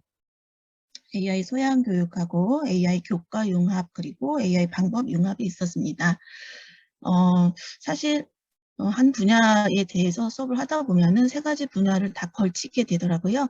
저는 이미 좀 만들어진 도구를 아이들이 재밌게 활용하여서 실생활에 사용할 수 있는 어떤 작품을 만드는 것에 주안점을 두었기 때문에 AI 방법 융합으로 지도안 분야를 선택을 하였습니다. 네, 그 배경에는 지금 이제 2024년까지 저희 이제 미래 사회에 대한 대비로 저희 교육부하고 나라 정책으로 스팀 교육이 굉장히 중요해지고 있잖아요. 그래서 스팀이라고 하는 것이 2015년에 저희 이제 나라에 도입이 되었는데, 그 당시만 해도 미국의 교육을 흉내내는 어떤 과정에 의해서 거기서 이제 부족한 부분을 채우는 그러한 이제 시점이 있었고, 그때 새롭게 들어왔던 교육 분야는 A, 즉 이제 예술 분야입니다. 그래서 스팀이라고 하는 것이 이제 과학, 기술, 공학, 인문예술, 수학, 머리끝자를 따서 만들게 되었는데요. 이제 아이들이 수학과 과학에 흥미가 부족한 문제점이 발견이 되었고, 여기에서 이제 아이들이 무한하게 이제 상상을 할 수 있고 창의적인 아이디어, 문제 해결력을 키우면서 그 안에서 서로 돕고 인성교육까지 아우를 수 있는 인문적인 소양, 상상력, 또한 이제 예술적인 감성교육까지 이루어질 수 있는 교육이 필요하다. 이러한 흐름에 저도 어떤 공감을 한 부분이 컸기 때문에 예술교육에서의 AI 융합교육을 한번 시도해 보았습니다. 제 수업을 설계할 때 미래 핵심 역량을 갖춘 인재 양성을 목표로 한다. 그래서 에듀테크는 단순히 이제 이것이 목적이 되어서는 안 된다고 생각을 하고요. 이 보조적인 역할을 하면서 결과적으로는 아이들이 서툴지만 또 개인별로 차이가 있지만 모두가 성취감을 느낄 수 있고 예술적 소양을 쌓는 이러한 정서적인 안정에 가장 큰 목적이 있다고 생각을 하면서 수업을 설계하였습니다. 네, 제 지도안을 구성하면서 설계하면서 많이 도움이 되었던 이제 배움의 과정이었죠. 이제 갓 한 학기 마친 아직은 갈 길이 먼 석사생입니다. 그래서 저는 이제 아주대학교에서 이러한 그 교육과정 수업을 이수를 했고요. 특히 이제 이 왼쪽에 세 과목이 작년에 이수했던 과목입니다. 특히 이제 여기서 데이터 과학과 교육 문제 해결이라고 하는 학문은 저에게 굉장히 좀 버겁고 아주 좀 시기상조인 것 같다라는 생각으로 공부를 했지만 결과적으로는 제 지도 안에서 많은 비중을 두는 그런 이론적인 배경이 되었던 것 같습니다. 네, 그 다음에 이제 8개의 아이디어 골라봤고요. 각각의 세부적인 내용은 이어서 설명을 드리도록 하겠습니다. 네, 먼저 창의융합 사고입니다. 네, 앞에서 이제 제가 말씀을 드렸는데요. 4차 산업혁명의 흐름에 맞춰서 스팀 교육 비전이 제시되었고, 거기에 이제 다양한 활동 영역으로 예술과 메이커스 활동이 굉장히 요즘 중요해지고 있죠. 그래서 이런 메이커스 활동을 위해서 학교에는 뭐 3D 프린터가 들어오기도 하고, 뭐 그린스마트 미래학교라고 해서 공간 혁신을 이루기 위한 나라의 뭐 많은 예산이 이제 학교에 지금 투입이 되고 있고, 거기에 대해서 이제 모든 학교에서 준비를 하고 있습니다. 실제적으로 아이들과 사용할 수 있는 부분은 이제 AI 보조 도구가 되겠죠. 그래서 이 중에서 미술이라든가 음악 또는 뭐 국어, 무용 또는 뭐 연극 뭐 이렇게 예술과 관련된 보조 도구들이 굉장히 많이 있기 때문에 그러한 것들을 잘 선별해서 아이들과 사용을 하는 것이 좋겠다. 그리고 그 과정에 있어서 혼자만의 어떤 과정 그리고 결과물을 내는 것이 아니라 다른 사람들과 친구들의 작품을 비교 감상해보고 평가도 해주고 그 과정에서 어떤 공동의 목표 성취를 통한 성취감을 맛볼 수 있는 이러한 과정을 꼭 한번 넣어보고 싶었습니다. 예, 그 아이들별로 이제 실력의 차이, 뭐 개인별로 이제 음악에 대한 소양의 차이들이 있기 때문에 이런 문제 해결 과정에 있어서 혼자보다는 튜터를 이용한 도우미 친구를 많이 이제 활용을 했고요. 그리고 학생들은 이제 교사의 도움만 받는 것이 아니라 본인 1인 1대의 이제 인터넷을 활용할 수 있는 거기에서 이제 많은 무한한 정보를 찾을 수 있거든요. 그래서 이제 휴대폰은 이제 스마트폰을 거의 다 가지고 있고 그리고 학교에서도 태블릿이 지급이 되고 있는 상황이기 때문에 앞으로 학생들의 문제 해결력은 더욱더 커질 것이라고 생각이 들었습니다. 네, 그래서 뭐 상세한 설명은 제가 지금 채팅창에 지도안 파일을 올려드리면 좋을 듯 합니다. 지금 이 PPT 구성에는 좀 상세한 내용은 많이 빠져 있거든요. 제가 지금 올려드리도록 하겠습니다.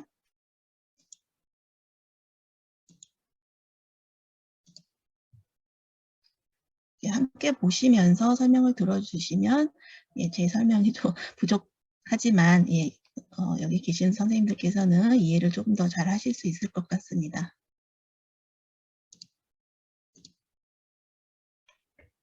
지금 채팅에 올려드렸습니다.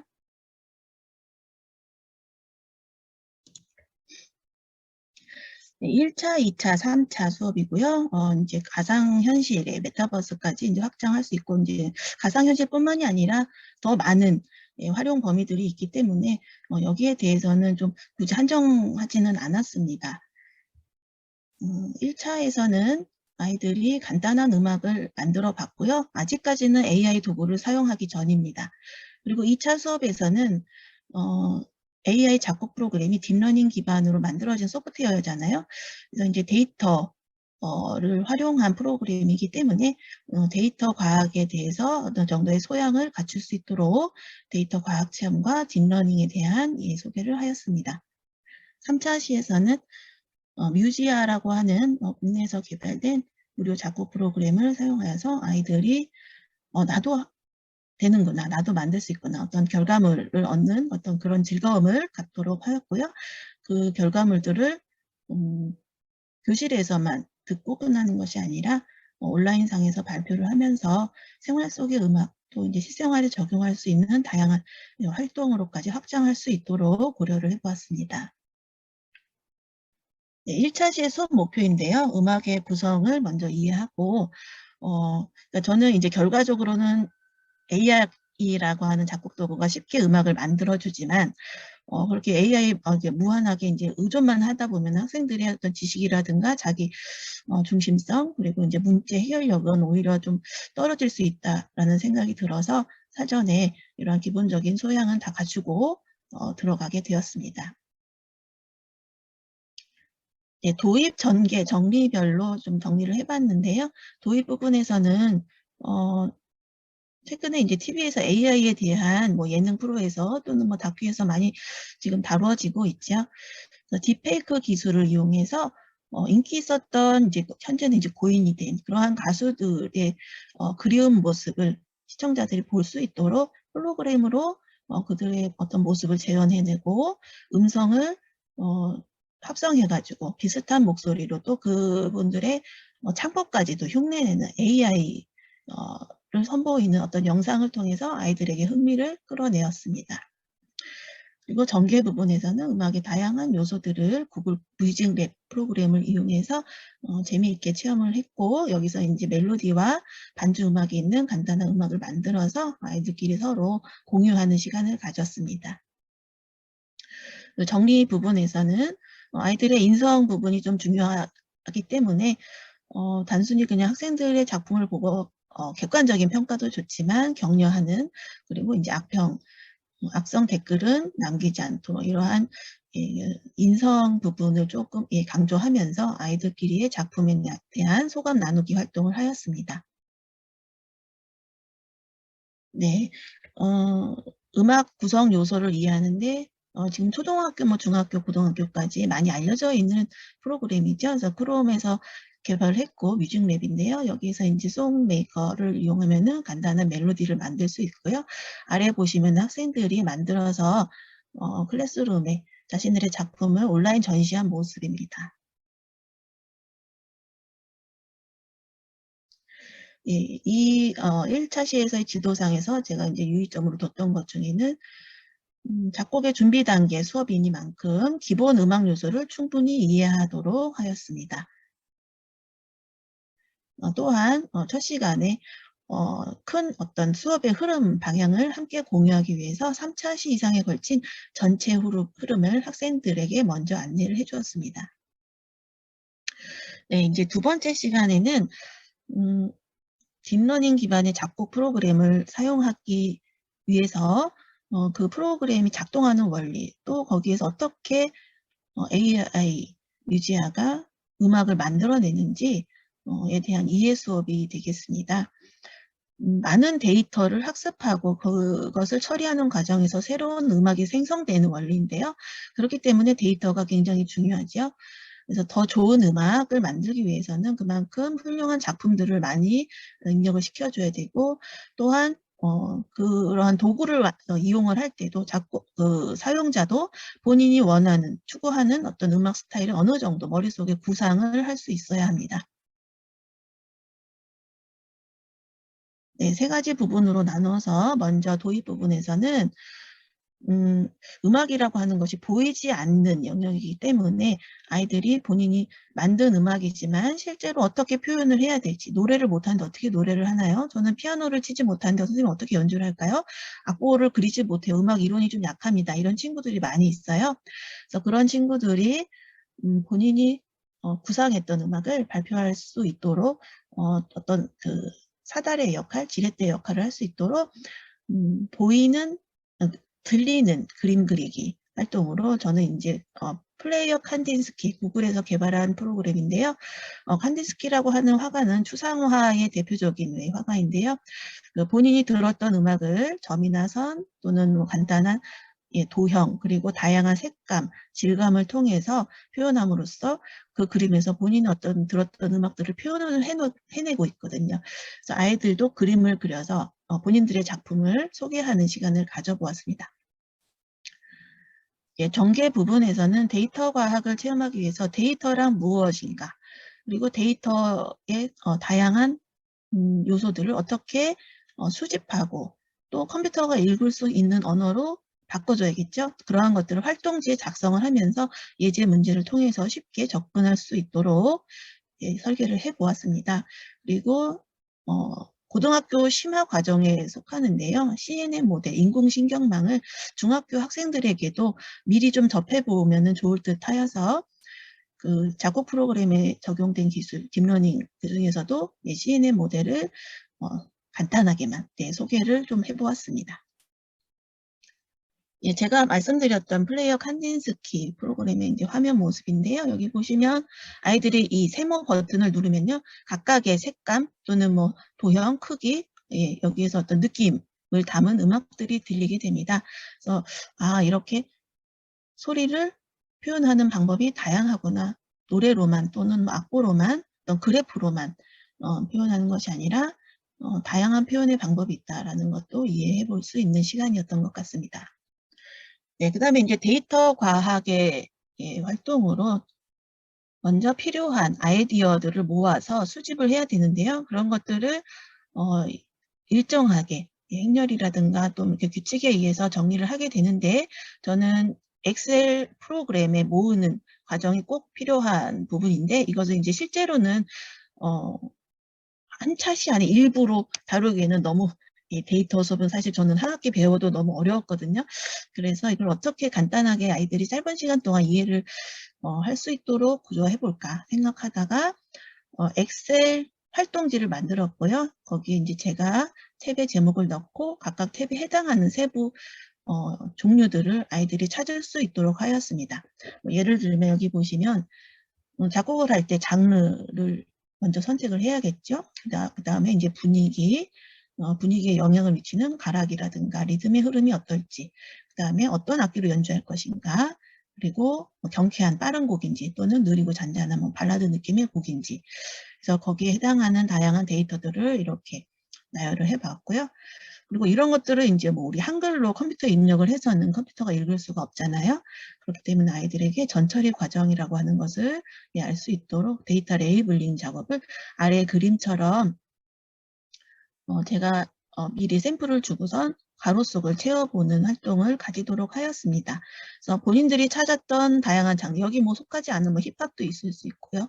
발라드들이 있을 수 있겠죠. 뭐 이런 것들을 놓고 G1, G2, G3니까 그 다음은 G4겠구나. 뭐 이렇게 예상하면서 쉽게 가로 안을 채울 수 있었습니다. 분위기, 뭐 잔잔하다, 힘차다, 슬픈 분위기, 어지러운 분위기. 그리고 악기에는 뭐 일렉 기타, 드럼, 신디, 피아노에서 최대한 아이들이 지금 좋아하는 노래의 소스로 사용되었던 요소들, 악기 음색들을 활용해 보고자 하였습니다. 빠르기에서는 느리게, 뭐 조금 느리게, 보통 조금 빠르게. 그래서 이 이외에도 뭐 구성 요소들은 더 많이 있는데요. 너무 많은 데이터를 가지고 하다가는 그 본질을 조금 잃어버리고 시간이 좀 낭비될 것 같아서 4가지 정도로 분야를 나눠서 조사를 했습니다. 그 다음에 이제 데이터를 처리를 했는데요. 수집하고 거기에 이제 각각의 이름을 붙여서 컴퓨터에 입력을 할 수 있는데 컴퓨터에서는 그러면 이런 것들을 다양한 아이디어의 요소들, 데이터들을 어떻게 처리를 하는지 바로 비슷한 것끼리 묶어줘야겠죠. 그래서 데이터 이제 파이썬 언어인데요. 리스트와 딕셔너리 만들기. 뭐 대표적으로 이제 2가지를 골라서 아이들에게 살짝 맛보기식으로 할 수 있도록 도움을 주었습니다. 예제를 주고 아래 아이디어 네임은 뭐 장르, 분위기, 악기, 그다음에 아까 또 뭐 있었죠? 뭐 빠르기, 뭐 이런 것들 이제 넣으면 되고요. 딕셔너리에서는 리스트보다는 조금 더 대량의 많은 자료들을 모은 집합 구조이죠. 그래서 딕셔너리를 이제 입력하는 방법으로는 이렇게 뭐 중괄호로 쓴다 해가지고 여기에는 이제 레이블링된 코드까지 넣을 수 있도록 한번 실습을 해보았습니다. 자, 그 다음에는 이제 마지막 단계인데요. 아이들이 사실 2차 시는 이런 좀 이론적인 부분들, 컴퓨터 공학이 다뤄지기 때문에 흥미를 좀 잃을 수 있거든요. 그리고 이제 이 딥러닝이라고 하는 분야는 지금 많이 사용은 되고 있지만 사실 뭐 프로그램까지 이해하기에는 어려운 수학적인 내용이 들어가기 때문에 저는 이렇게 간단한 도표를 이용해서 그 처리 과정을, 일련의 과정을 이해해 보도록 하였습니다. 네, CNN 과정에서 먼저 조건 명령 입력을 하게 되죠. 이때 이제 아이들이 생각했던 다양한 아이디어 데이터들을 여기에 넣어 봅니다. 예를 들면 뭐 I, 그리고 A, 이제 뭐 분위기하고 뭐 조성이라든가 빠르게 이런 것들을 이제 넣으면 되겠죠. 그러면은 이제 CNN에서는 자료 합성 조합 함수 계산을 이제 거치게 됩니다. 합성 함수인데요. 굉장히 잘게 쪼개지고 그것들을 뭐 필터링 되어서 새롭게 뭔가를 만들어내고 또 바람직하지 않으면 더 좋은 것으로 학습하고 뭐 계속 진보한다는 내용인데 예, 이런 것들은 다중합성이다라고 하면서 이론적인 부분으로 조금 예, 설명을 좀 예, 뒷받침을 했고요. 자, 이렇게 해서 만들어진 음악 패턴 스타일이 생성이 되겠지요. 그래서 학생들이 고른 이런 데이터들의 조합이 예를 들면 뭐 G1, I3, A4다 그러면은 이게 어떤 분위기의 음악이 만들어질까요? G1, I3, A4 앞에 있었는데요. 여기 보면 장르에서 1이니까 팝이죠. I3였으니까 신디, 예, 전자 악기 소리가 조금 예, 강하게 들어갈 것이고요. 그다음에 A4는 이제 여기서 이제 네 번째 어지럽다. 그러니까 조금 밝고 경쾌하고 좀 어수선한 느낌. 그래서 이런 음악이 무엇이 있을까 얘들아? 이렇게 물어보면은 어떤 아이들이 이렇게 대답을 합니다. BTS의 버터 같아요. 예, 그래서 아이들이 상상했던 음악들을 딥러닝을 거치면 어떠한 음악이 만들어질까? 비슷한 패턴이 무엇일까를 찾아보도록 하였습니다. 네, 이제 마지막에서는 그 들리는 그림 그리기로 음악을 데이터 비주얼레이션 데이터 과학에서는 꼭 빠지지 않고 나오는 건데요. 우리 보통은 어떤 프로그램의 도움을 받아서 그래프, 선 그래프, 막대 그래프, 뭐 분지표 이렇게 시각화해 보는데 저는 이제 예술 영역이다 보니까 미술과 좀 엮어서 아이들이 그림으로 표현을 해보도록 좀 예, 소양을 좀 쌓을 수 있고 또 예술적인 상상력을 기를 수 있도록 시도를 해보았습니다. 그래서 이제 실제 아이들이 저희 이제 패들렛에 올렸던 그림들인데요. 저는 좀 비슷하게 나오지 않을까. 왜냐하면 단순하게 뭐 삼각형, 동그라미, 네모, 빨강, 노랑, 파랑 뭐 이렇게 뭐 단순한 색이나 몇 가지의 점과 도형을 이용해라 했는데 색채 도구에 따라서도 이렇게 다른 네, 질감을 표현할 수 있었습니다. 네, 3차시가 남아있기 때문에 일단 3차시 넘어가 보겠습니다. 네, 마지막 이제 차시에서 AI 작곡 툴을 이제는 이제 사용을 해보자. AI 작곡이 어떻게 만들어지는지 원리에 대해서 알았고 우리가 음악을 어떻게 구성하는지 이해를 해본 시간이 있었기 때문에 아이들이 쉽게 작곡에 바로 몰입을 하여서 짧은 시간 동안 그 결과물을 얻을 수 있었습니다.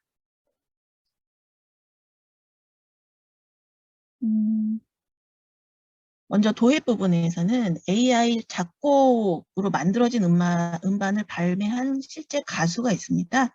하연이라고 하는 가수의 사례를 들으면서 AI 작곡물도 대중화시킬 수 있고 그 다음에 저작권이 물론 있으면서도 산업 현장에서 활용을 할 수 있다는 수익을 창출할 수 있다는 부분에서 아이들이 많이 흥미있어 하였습니다. 그리고 정제 부분에서는 나도 AI로 작곡한다. 나도 아이유, 나도 이무짓. 뭐 이렇게 예를 드니까 아이들이 굉장히 설레어 하더라고요.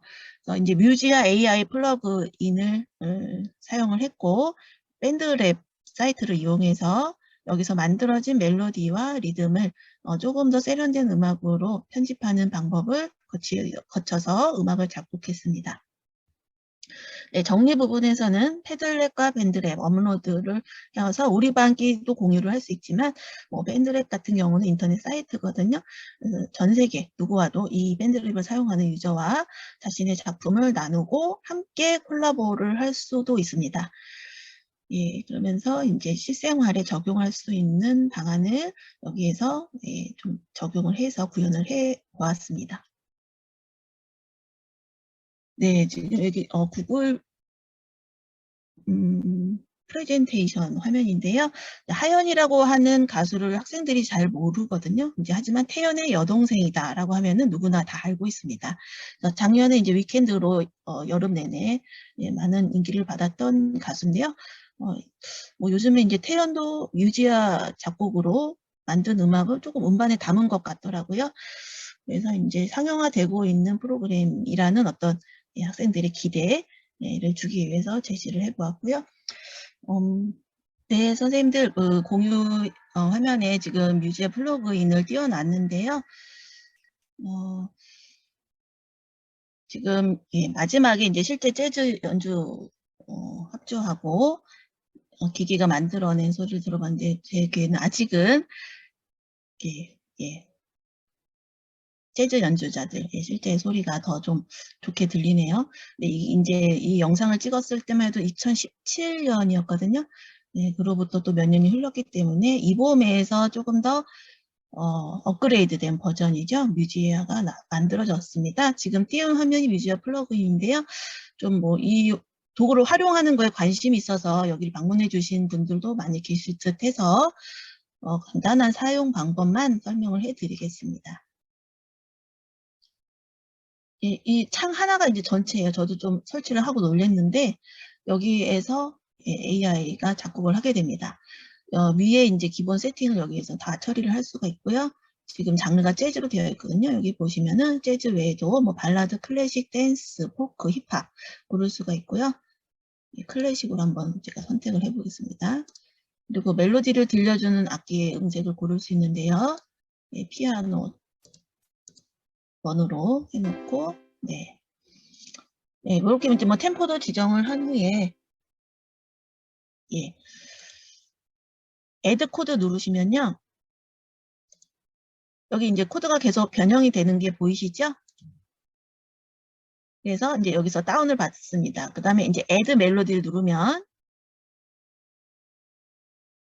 알겠습니다. 제가 시간 지금 보니까 얼마 안 남은 것 같아요. 간단하게 3차 시는 마무리해도 선생님께서 어떤 수업을 했구나 아실 수 있을 것 같습니다. 그러면 이제 3가지의 이렇게 멜로디가 생성이 되고 이것도 마찬가지로 다운로드가 가능하고요. 그냥 들었을 땐 소리가 이렇게 좋지는 않거든요. 꼭 이제 편집 프로그램에서 조금 더 가다듬어야 좋은 소리가 된다는 부분 말씀드립니다. 그러면 다시 채팅 화면으로 넘어가겠습니다.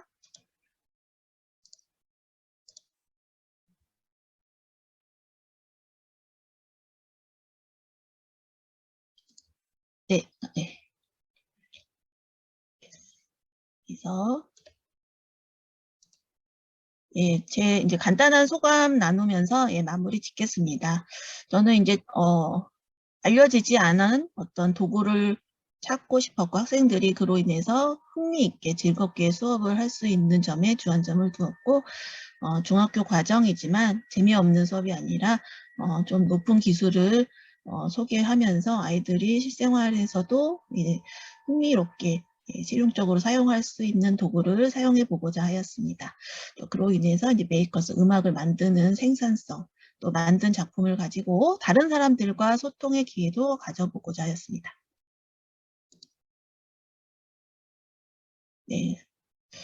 그래서 어떤 저의 수업에 대해서 조금 그래도 좋게 평가를 해주셨던 부분이 어딜까 생각을 해봤더니 저는 이런 부분들을 조금 이제 골라보게 되었는데요. 예술 분야, 그리고 인공지능의 심화 과정, 그 다음에 범교과에 적용이 가능하다는 거죠. 음악뿐만이 아니라 초등학교, 중학교, 고등학교에서도 학생들의 수준에 맞는 음악을 만들어내는 과정이 있고 거기에 사용되는 이 도구의 사용을 누구나 할 수 있는 쉬운 도구이기 때문에 범 가능성, 적용성이 좋았다는 생각이 듭니다. 그래서 이제 저는 이번 1월 방학을 반납하고 이 지도안을 구상하고 설계하면서 제가 많이 더 배운 점이 많았고 그것들이 아이들에게 더 좋은 수업으로 이어질 수 있다는 그러한 과정에서 보람과 또 행복감을 느꼈습니다. 그린 스마트 미래 수업 연구 관련 동아리 운영 이런 것들은 이제 제가 올해 내년에 걸쳐서 좀 해보고 싶은 활동이고요. 그다음에 이제 지원단 활동을 시작했기 때문에 여러 서적이라든가 대학원 수업을 통해서 또 인공지능 교육 아주교사 연구회 신청을 한 상태이기 때문에 다양한 활동을 통해서 저희 AI 소양 능력, 역량을 함양했으면 합니다. 마지막으로 참석해 주신 분들께 긴 시간 발표 드려주셔서 감사드립니다. 이상입니다. 네, 성남여자고등학교 이영록 선생님께서 AI를 음악 수업에 응용하는 사례로서 AI 작곡 도구로 음악 앨범을 만드는 수업 사례에 대해서 발표해 주셨습니다. 네, 이제 구체적으로 수업 각 단계마다 지도 설계하실 때 각 단계마다 어떤 고민들을 하셨고 또 어떤 것들을 고려해야 되는지 잘 말씀해 주셔서 선생님들께 많은 도움이 될 것 같습니다. 감사드립니다. 네, 이로써 세 분 발표를 모두 들어보았는데요. 오늘 귀한 시간 내주시고 또 발표를 해주시고 준비를 해주신 세 분 발표자님들께 모두 정말 감사드립니다. 그러면 이제 시간이 얼마 남지 않아서 오늘 참석자분들께서 채팅창에 남겨주신 질문들을 바탕으로 종합 토론을 진행해 보도록 하겠습니다. 네, 우선 이제 첫 번째 발표자이신 홍선주 한국교육과정평가원 연구위원님 발표에 대해서 유튜브에서 세종대 AI대학원 정혜진 선생님께서 좋은 강의 감사합니다라고 해주셨고요. 또 세종대 역시 AI융합교육 전공에서 조현신 선생님께서 강의 내용이 너무 좋습니다. 감사합니다 라고 해주셨습니다. 또 역시 세종대 분들이 많이 오셨네요. 세종대 AI대학원 김효진 선생님께서 열심히 듣고 있습니다. 감사합니다라고 해주셨고 이수진 선생님께서도 잘 들었습니다. 감사합니다 라고 해주셨습니다. 그리고 이제 줌에서 질문이 하나 있었거든요. 홍선주 연구위원님께 질문이 있었는데 세종대학교 인공지능융합교육 최동욱 선생님께서 인공지능 수업을 하기 위한 교육과정 지원은 어디에 있는지 모르겠습니다. 수학과 교사인데 제가 AI를 가르치고 관련 활동을 하는 교육적 근거는 교육과정 문서에 존재하지 않습니다. 엄밀하게 보았을 때 근거가 없는 교육을 하게 되는 게 아닌가 합니다. 아울러 인공지능을 위한 파이썬 교육을 하는 경우에는 정보과의 교과 내용 침해에 해당되는데 이런 활동에 대한 근거는 무엇인지 알고 싶습니다. 라고 질문해 주셨습니다. 홍선주 연구위원님 답변 좀 해주실 수 있을까요? 네. 이거는 제가 답변드리기 좀 어려운 것 같습니다. 그러니까 AI 융합 교육이 굉장히 활성화되고 있는데 사실은 뭐 AI 융합 교육 과정이라는 건 존재하지 않기 때문에 그거를 뭐 교육과정적으로 제가 여기서 답변드리긴 약간 어려울 것 같습니다. 네, 이거는 저희도 네, 네 질문이 좀 관련해서 2022 개정 교육과정이 현재 진행되고 있는데 그 교육과정 안에 이런 구체적인 내용이 들어갈 수 있는지에 대해서는 오늘 사실 김진수 과장님이 오늘 오셨었는데 지금 안 계시지만 그 교육과정과에서 이 교육과정 개편을 하고 있거든요. 오늘 나온 이 말씀들을 건의사항으로 조금 반영될 수 있을지 검토하도록 그렇게 말씀드리겠습니다. 네, 최동훈 선생님 이거는 저희가 질문을 교육부에 잘 전달해 드리는 것으로 답변을 좀 대신하도록 하겠습니다. 그리고 홍선주 박사님, 최동훈 선생님께서 또 다른 질문을 주셨는데요. 저도 수학교사인데 수학교사가 인공지능을 다룰 때 코딩을 어디까지 해도 되는지 궁금합니다. 블록 코딩, 지오지브라, 스크립트, 엑셀의 VBA, 파이썬 등 여러 가지 방법은 있지만 각 방법의 특징이 있고 파이썬의 경우 정보 교과가 직접적으로 다루게 되는데 정보 교사의 도움을 받아도 좋지만 수학과만의 독립적인 인공지능 수업에서는 어디까지 다뤄도 되는지가 궁금합니다라고 질문을 주셨는데 네, 역시 홍선주 박사님 웃고 계신데 네. 네, 아니 이건 역시 제가 네. 답변드리기 조금 어려울 것 같고 맞습니다. 저는 이제 사실 아까 줌에 올라온 질문 하나를 유심히 보고 있었어요. 네. 그 질문 중에 말씀하시려고 하시는지는 모르겠는데 이제 맞춤형 교육이 입시 교육에서 창업국가 교육으로 바뀌면 맞춤형 말고 협업과 소통이 더 중심이 되는 그런 융합 교육이 되어야 하지 않냐라는 질문을 아까부터 유심히 보고 사실 그거에 이제 답변을 조금 하고 싶은 부분이 있는데 사실 맞춤형 교육이라는 한 축과 이 학습자 중심의 협업 소통이라는 한 축은 같이 가는 것이지 어느 한쪽이 강조가 될 수는 저는 없다고 생각해서 그 양쪽 축을 가지고 저희가 개념도를 그렸는데요. 사실 이 맞춤형이라는 게 우리가 학교에서는 그런 입시 위주 지식 맞춤형 그렇게 받아들일 수 있는데 사실 그 기업에서는 맞춤형 교육이라고 하면 다 역량 기반으로 역량 맞춤형 교육을 하고 있거든요. 사실 이제 이게 아까 말씀하신 것처럼 입시 위주 교육이 아니라 창업국가 교육이라고 예를 들어서 간다고 해도 이제 창업을 하려면 아이들이 창업 역량을 갖추어서 이제 나와야 그게 가능한데 사실 역량이라는 것이 그 안에 지식, 기술, 태도, 뭐 그 이상의 것이라고 본다면 기본적인 지식은 다 갖추어야 되는 거거든요. 그래서 이게 뭐 창업 교육으로 가더라도 창업 역량을 키우려면 기본적인 그 안에 지식이나 기술을 가르치기 위해서는 맞춤형으로 하는 게 사실은 가장 효율적인 방법이라고 생각을 합니다. 그래서 저는 이제 이 맞춤형과 협업과 소통 이거를 약간 플립러닝과 같은 관점에서 볼 수 있는데요. 사실 이제 플립러닝이라는 게 다 아시겠지만 프리클래스, 인클래스가 되어 있는데 프리클래스가 이제 혼자 하는 활동인데 사실은 그거의 핵심이 뭐냐면 우리가 이제 학습을 할 때 블룸의 텍사노미를 생각해 보면 밑에서부터 기억하기, 이해하기, 적용하기, 분석하기, 평가하기, 만들기로 가요. 그러면 사실은 그 프리클래스에서 혼자 맞춤형으로 공부해야 되는 부분은 뭐냐면 기억하고 이해하고 적용의 초기 수준까지를 하는 거예요. 그래서 그 부분은 사실 맞춤형으로 하는 게 가장 효과적이고 효율적이고 그렇게 해서 누구나 비슷한 똑같은 지식 베이스를 갖추고 나서 이제 뭐 협업과 소통을 하든 학자 중심을 하든 인클래스에 와서 이제 적용하기의 상위 단계부터 분석, 평가, 만들기까지를 해 나가야 이게 정말 뭐를 할 수 있는 거기 때문에 저는 이제 이 두 개가 맞춤형이랑 협업과 소통 이게 이제 서로 달리 가는 게 아니라 어쨌든 어떤 상황이 돼도 뭐 입시 위주의 교육이 되든 창업 위주의 교육이 되든 어떤 상황이 돼도 같이 가야 된다는 거를 조금 답변을 드리려고 기다리고 있었습니다. 네, 감사합니다.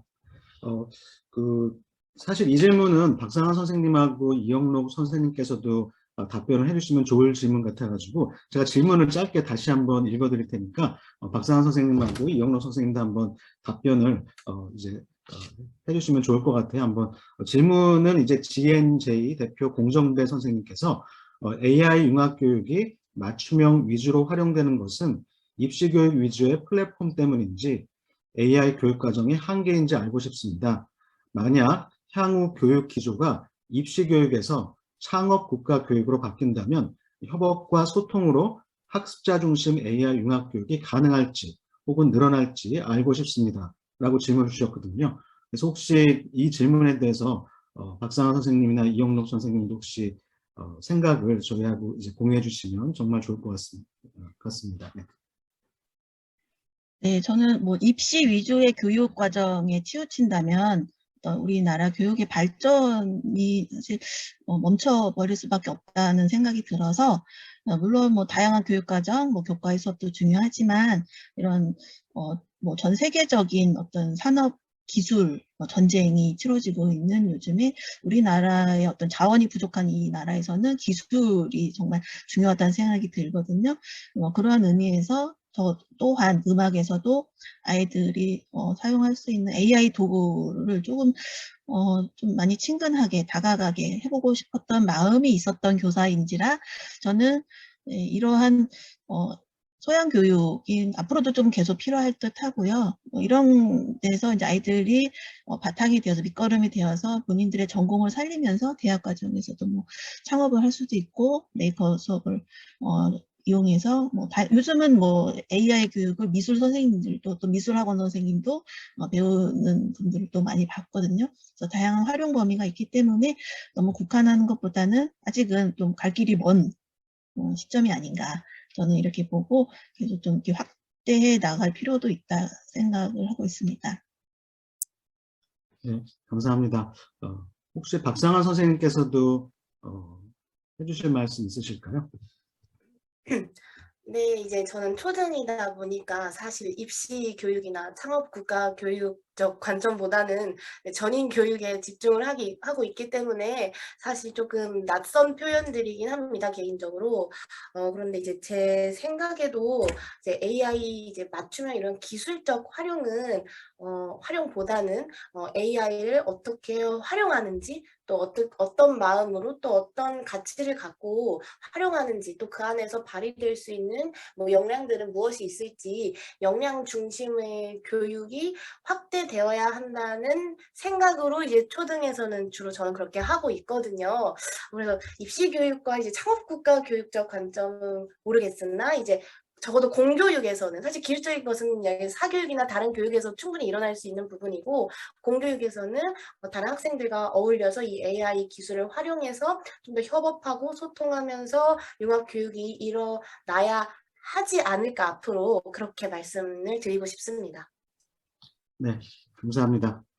그 박상환 선생님께서 말씀을 해주셔가지고 이제 두 번째로 이제 아까 박상환 선생님께서 발표해 주실 때 그 참석자분들이 올려주신 표현 그 여러 가지 반응들과 질문들을 이제 드리려고 합니다. 그래서 이제 박상환 선생님 발표하실 때 GNJ 대표 공정배 선생님께서 진권초등학교 박상환 선생님의 수업은 기술적 능숙함에 치중한 코딩 교육이 문제 해결력에 집중하게 하는 코딩 교육으로 향하게 하는 좋은 사례입니다. 칭찬해주고 싶습니다. 라고 해주셨습니다. 그리고 또 노우종 선생님께서 좋은 강의 감사합니다. 이수진 선생님께서도 잘 들었습니다. 감사합니다. 라고 해주셨고 제가 제대로 읽는 건지 모르겠는데 아이디가 레나다 강이라는 분께서 참석자분께서 실제 사례 중심의 설명이 큰 도움이 되었습니다. 감사합니다라고 해주셨습니다. 질문이 있는데요. 가고파 초등학교 김성희 선생님께서 박상환 선생님께 혹시 지금 말씀해 주시는 데이터 윤리 학습 활동지나 PPT 등 교수 학습 자료를 받을 수 있을까요? 라고 이제 질문을 주셨는데 혹시 박상환 선생님 혹시 어떻게 공유할 수 있는 방법이 있을까요? 네, 제가 지금 요거 제 지금 토익 끝나면 PDF로 그 지도안이랑 활동지는 여기 채팅창에 올려드리도록 하겠습니다. 좋게 봐주셔서 감사합니다. 올려주시면 저희도 저희 페이스북이라든지 그런 데 공유할 수 있는 방법을 찾아보도록 하겠습니다. 감사합니다. 그리고 변정우 선생님께서 질문을 주셨는데요. 딥러닝과 머신러닝의 차이는 무엇인가요? 라는 질문을 주셨습니다. 네. 이제 기술적인 부분에서 이제 질문을 주셨는데, 저는 사실 솔직히 말씀드리면 기술적인 것보다 이제 AI 윤리나 인문적 요소들이 좀 더 관심이 많은 이제 교사긴 한데, 저도 AI 교육대학원을 다니다 있다 보니까 이런 좀 단순한 이런 이론들은 조금은 알고 있긴 해서 저도 잘은 모르지만 이제 말씀을 드리면 이제 머신러닝이라는 큰 인공지능 학습 방법 중 안에 딥러닝이 있다고 보시면 되고 이제 머신러닝은 이제 기계 학습이라고도 하는데 이제 훈련 데이터들을 이용해서 프로그래머가 알고리즘을 설정하고 그 알고리즘에 따라 인공지능이 작동되는 것이 간단히 말하면 머신러닝으로 저도 알고 있고요. 그러니까 이제 딥러닝 기술은 어떤 개발자가 직접적으로 설정해주는 알고리즘이 아니라 어떤 이렇게 인공신경망 같은 또 이제 기술자분들이 하시는 그런 어떤 설치적인 것 같아요. 그런 것들을 해서 스스로 인공지능이 학습해서 판단을 내리는 것이 조금 더 네, 그런 것을 이제 딥러닝 기법이라고는 알고 있습니다. 네. 네, 감사합니다. 네, 저도 그냥 제가 하는 거 짧게만 지금 시간이 없어가지고 길게는 설명도 못 드리고 그래서 한번 표현학습이라는 것을 한번 변정우 선생님께서 한번 인터넷에서 찾아보시면 좋을 것 같아요. 표현학습, representation learning 그러니까 딥러닝하고 머신러닝의 차이를 보통 많이들 표현학습이 이제 딥러닝은 표현학습이라는 것을 할 수 있다. 그래서 데이터로부터 어떤 저희가 예를 들어서 예측을 하기 위해서는 어떤 X라고 하는 그런 프리딕터들이 필요한데 예측 변수들이 필요한데 그것조차도 한번 학습해보자. 이런 것들이 이제 표현 학습이라고 해서 제가 읽은 글에서는 딥러닝하고 머신러닝의 차이를 크게 표현 학습의 차이다, 유무다라고 이제 했던 것 같습니다. 네, 한번 참고 부탁드리고요. 그다음에 이제 박상환 선생님께서 마지막 질문은 최동훈 선생님께서 이루다 챗봇의 경우는 데이터 수집 과정에서 카카오톡 대화를 수집하는 사례를 명시적으로 알리지 않은 문제로 알고 있습니다. 실사용자들의 대화 내용을 기반으로 한 것인데 이게 편향성과 관련이 있는 것일까요? 라는 질문을 주셨습니다. 네, 이제 제가 알고 있기로도 이제 이루다 챗봇은 크게 두 가지 문제점이 있었는데요. 첫 번째는 개인정보에 대한 것을 정확한 동의를 얻지 않고 일반인들의 이제 개인정보를 유출했다는 것과 개인 그 대화 기록을 그다음에 두 번째는 이제 이 날것의 빅데이터에 의해서 이제 대화를 할 때 사용자로 하여금 불쾌감과 그런 것을 이제 유발했다는 이제 크게 두 가지의 문제점이 있었는데요. 네, 말씀대로 제가 이제 이루다 사건에서 주목한 포인트는 아무리 이제 날것의 기록이고 실제 우리 세상에서 사실이 그러한 것을 어떻게 하느냐에 대한 질문이었어요. 원래 세상이 그렇게 빅데이터가 만들어지는 것이 어쩔 수 없는 사실인데 이건 편향이 아니라 원래 있는 자료를 그냥 그대로 가져온 것이기 때문에 객관적 사실이지 편향은 아닐 수 있지 않느냐, 이 부분에 대해서 저도 많이 생각을 해보았습니다. 그렇지만 이제 앞으로 인공지능이 가지게 될 그런 위치나 특히 AI 챗봇 이루다 같은 경우는 저희 6학년 학생들도 사용을 해본 친구들이 많아요. 근데 대화를 할 때 이루다가 사실이 했던 것과 상관없이 어떤 인종차별적 발언, 뭐 장애인 혐오 발언, 이런 발언들을 했을 때 사용자에게 어떤 가치가 편향이 만들어질 수 있다. 여기에 저는 초점을 두었던 것입니다. 그래서 이제 빅데이터를 끌어오는 과정에서의 편향성도 중요하지만 이 인공지능의 발언이나 행동에 의해 사람들에게 편향적 가치를 심어질 수 있느냐 없느냐, 이 부분에 조금 더 주목해서 봐주시면 감사할 것 같습니다. 네, 이상입니다. 감사합니다. 그리고 마지막으로 이영록 선생님께 질문이 그 마지막에 발표하셔가지고 질문이 많이 수집이 못 돼서 하나가 있는데, 최대웅 선생님께서 음악 수업의 사례를 흥미롭게 보았습니다. 3차 시는 넘을 것 같은데 몇 차 시로 진행하신 것인지 궁금합니다. 라고 질문을 주셨습니다. 네. 3차, 사실 이 작곡이라고 하는 것이 시간을 많이 주면 줄수록 좋은 아이디어가 담기고 다양한 어떤 그 편집 기술이 적용돼서 더 세련된 곡이 만들어질 수 있기 때문에 사실 이 예술 창작 활동을 시간에 제한을 두고 한다는 것은 좀 무리가 있었거든요. 네, 하지만 아까 제가 이제 시연을 간단히 해드렸는데요. 한 차시 안에서도 아이들이 충분히 할 수는 있습니다. 네, 단지 편집의 시간에 조금 더 투자를 한다면 3차 시를 2시간에 걸쳐서 한다면 더 좋은 시간이 더 좋은 곡이 나올 수 있고요. 그리고 저는 이제 그 이후에 확장할 수 있는 범위가 굉장히 넓었어서 사실 3차 시가 좀 굉장히 짧다는 생각이 들었고, 뭐 가상현실에서 요즘 이제 발표 기회도 많이 가질 수 있고, 또는 뭐 온라인상에서 이렇게 다른 사람들과 작품을 나누는 활동까지 간다면은 4차 시, 5차 시, 6차 시 정도까지 가능하리라고 봅니다. 네, 감사합니다. 네, 이제 예정된 시간이 다 되어서 정재영 센터장님께서 짧게 마무리 말씀 해주시고 저희 10회 토론 마치도록 하겠습니다.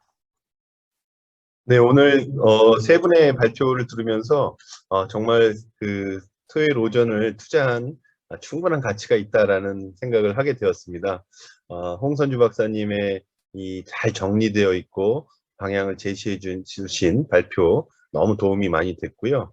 그리고 박상환 선생님의 이 챗봇, 정말 학생들이 실천적으로 실제 문제 해결을 통해서 AI 윤리를 더 체감할 수 있겠다라는 생각을 공감을 많이 했습니다.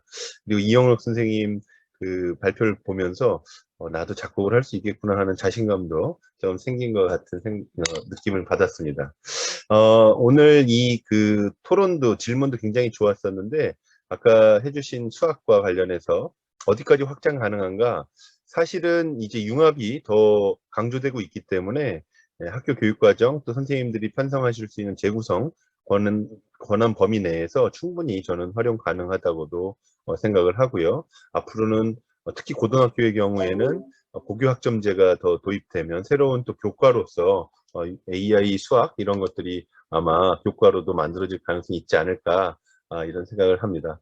오늘도 너무 이렇게 의미 있는 많은 인사이트를 주신 세 분 발표자분들, 그리고 귀한 시간을 함께 해주신 우리 참여하신 많은 선생님들께 감사의 말씀을 드리고, 2달 후에 11회 포럼에서 또 인사를 드리도록 하겠습니다. 고맙습니다. 수고 많으셨습니다. 감사합니다. 네, 감사합니다. 네, 오늘 포럼에 참석해 주신 모든 분들 감사드리면서 이것으로 제10회 AI 융합교육 포럼을 마치도록 하겠습니다. 감사합니다. 감사합니다. 네, 고맙습니다.